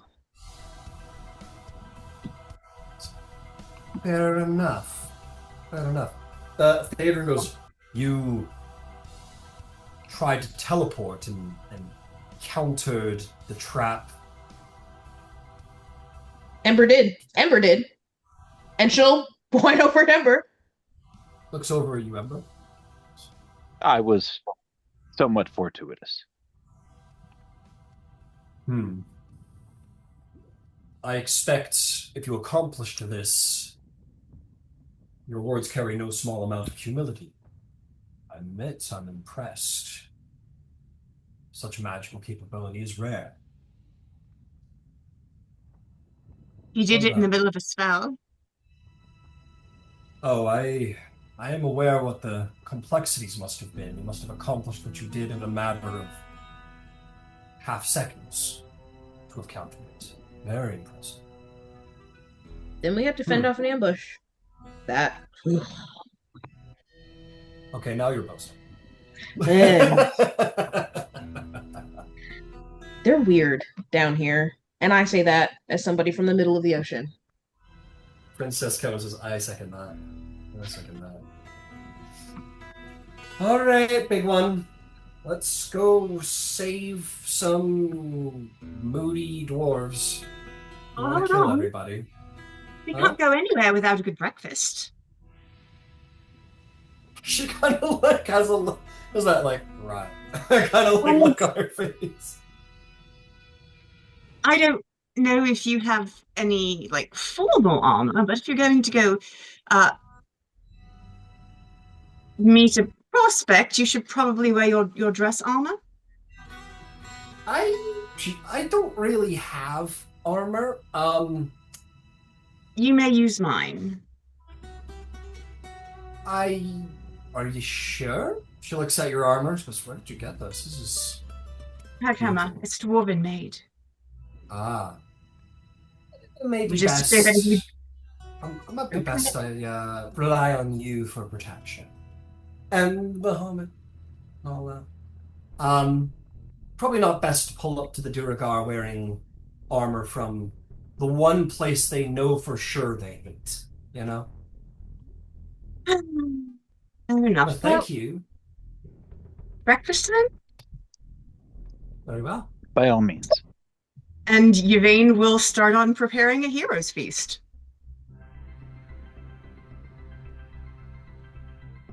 All right, fantastic. Hero's Feast. You have the goblet or cup or whatever you're using? Yes, we do. We picked up one. Just, I mean, do we agree that this is a good time to be using it? Might as well. All right. Oh, here we go. She'll start making her whimsical hero's feast. We'll fit draconic lessons Beautiful. in while you're cooking. Beautiful. And just remember, her casting of this spell is tremendously fey. There's a lot of glitter and Happy usually assists with Happy's doing an little interpretive dance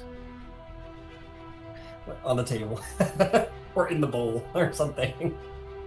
little bits. There's Um, glitter everywhere. Dude, what if like you do all the like Yvain and Happy are doing like an interpretive dance together, and at the end of the song, Happy just like throws up all of the food that he's been like storing inside of himself into like a magical Fey meal, and that's why he eats so much, seemingly impossibly in large amounts.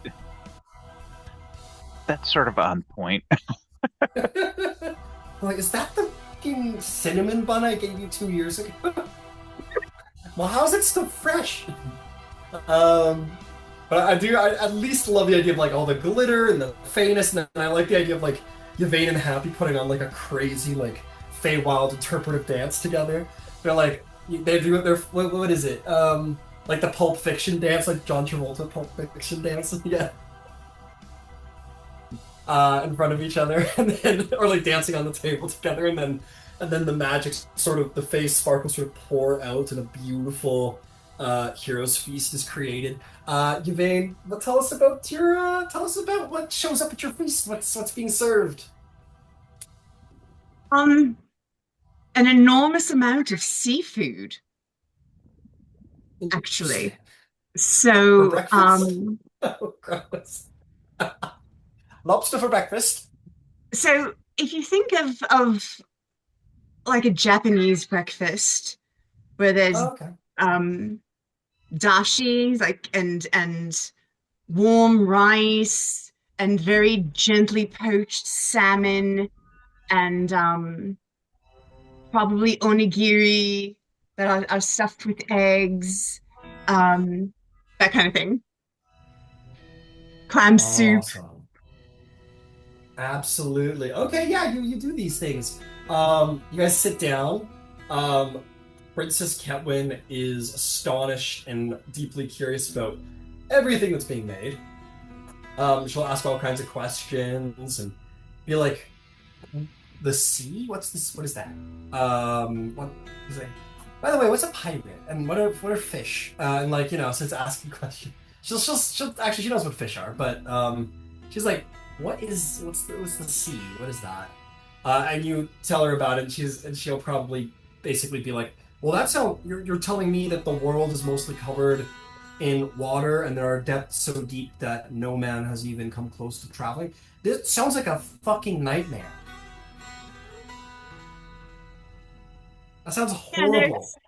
it's pretty scary, actually. It can be very peaceful and very lucrative. Well, I hope I never see it, because that sounds. Could you imagine so much water that you could just swim around in it? That's insane. I spent most of my childhood doing that. Huh. I hate it. I hate everything about that. That's terrible. It isn't my favorite either, so I'm with you. She reaches over and shakes her hand. The covenant of hatred for the sea. Amazing. All right, you guys feast. Yvain, if you'd be so kind to post in Discord, what the effects of Hero's Feast are, so that we'll be ready with them tomorrow. I absolutely will be. We'll do that.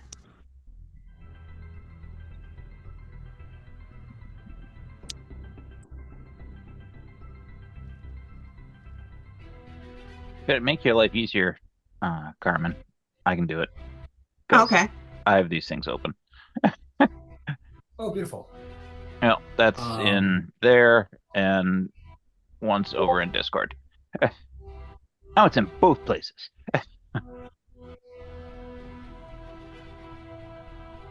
So I can roll the temporary hit points next week. But yeah, everyone has resistance to poison and immunity to fear. and the poisoned condition. Beautiful. That might be healthy if there are drow emissaries around. You know how they like their poison. You eat up, you enjoy for an hour. Princess Ketwin's conversation sort of picks up. She's clearly probably a little nervous to go do all this. But eventually the feast comes to an end. You all gain these abilities. She says, "All right, I'll go put on my nicest monster hides." And she'll go off and do that. And she'll basically show up with I mean, it's not royal at all. not even a little bit. And it will be, yeah, but it'll have pieces of chitin to kind of give us sort of it's like hide armor, right? Like medium hide armor, like studded leather armor, basically would be considered. But He's the only dwarf showing up in Tarask hide armor. is that Tarask? Is that a Tarask skull? So yeah, you want it?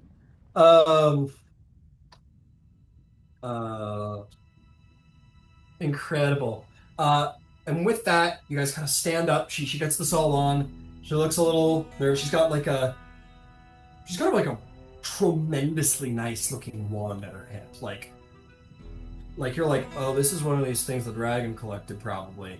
No shit, a legendary wand or something like that, but it's draconic. It looks like it was a stick at one point perhaps, and just from years and years and years of sitting in the magic of a primordial dragon's hoard, it is just twisted and turned and saturated with a truly dense amount of magic and become a legendary arcane focus. And she's probably I have no idea what she's wielding. She goes, "Okay, let's fucking do this." Gather around, everyone. You'll gather around. Thal'Dorei goes, "Good luck. Be careful. Where you're going, I expect there's no getting out. Take care. Fight well if it should come to it." The spell occurs. Ember, you feel, all of you feel the feeling of rubber banding, of beginning to become infinitely large in a half a microsecond, but then you feel you're almost rubber band bouncing off of something and transferring and being slingshotted into somewhere else, like someone was pulling you like a rubber band and then went let go of one end and sent you reeling through time and space. And where you arrive, you will certainly be in the heart of danger. It may be not immediate martial danger, but undoubtedly tremendous danger that has been specifically designed to keep you all not only, whatever else, but contained. Stop you from doing anything but staying here. You have, however, quite a little trump card with you. So, we will see how it plays out next week, but make no mistake, we're in the thick of it now, folks.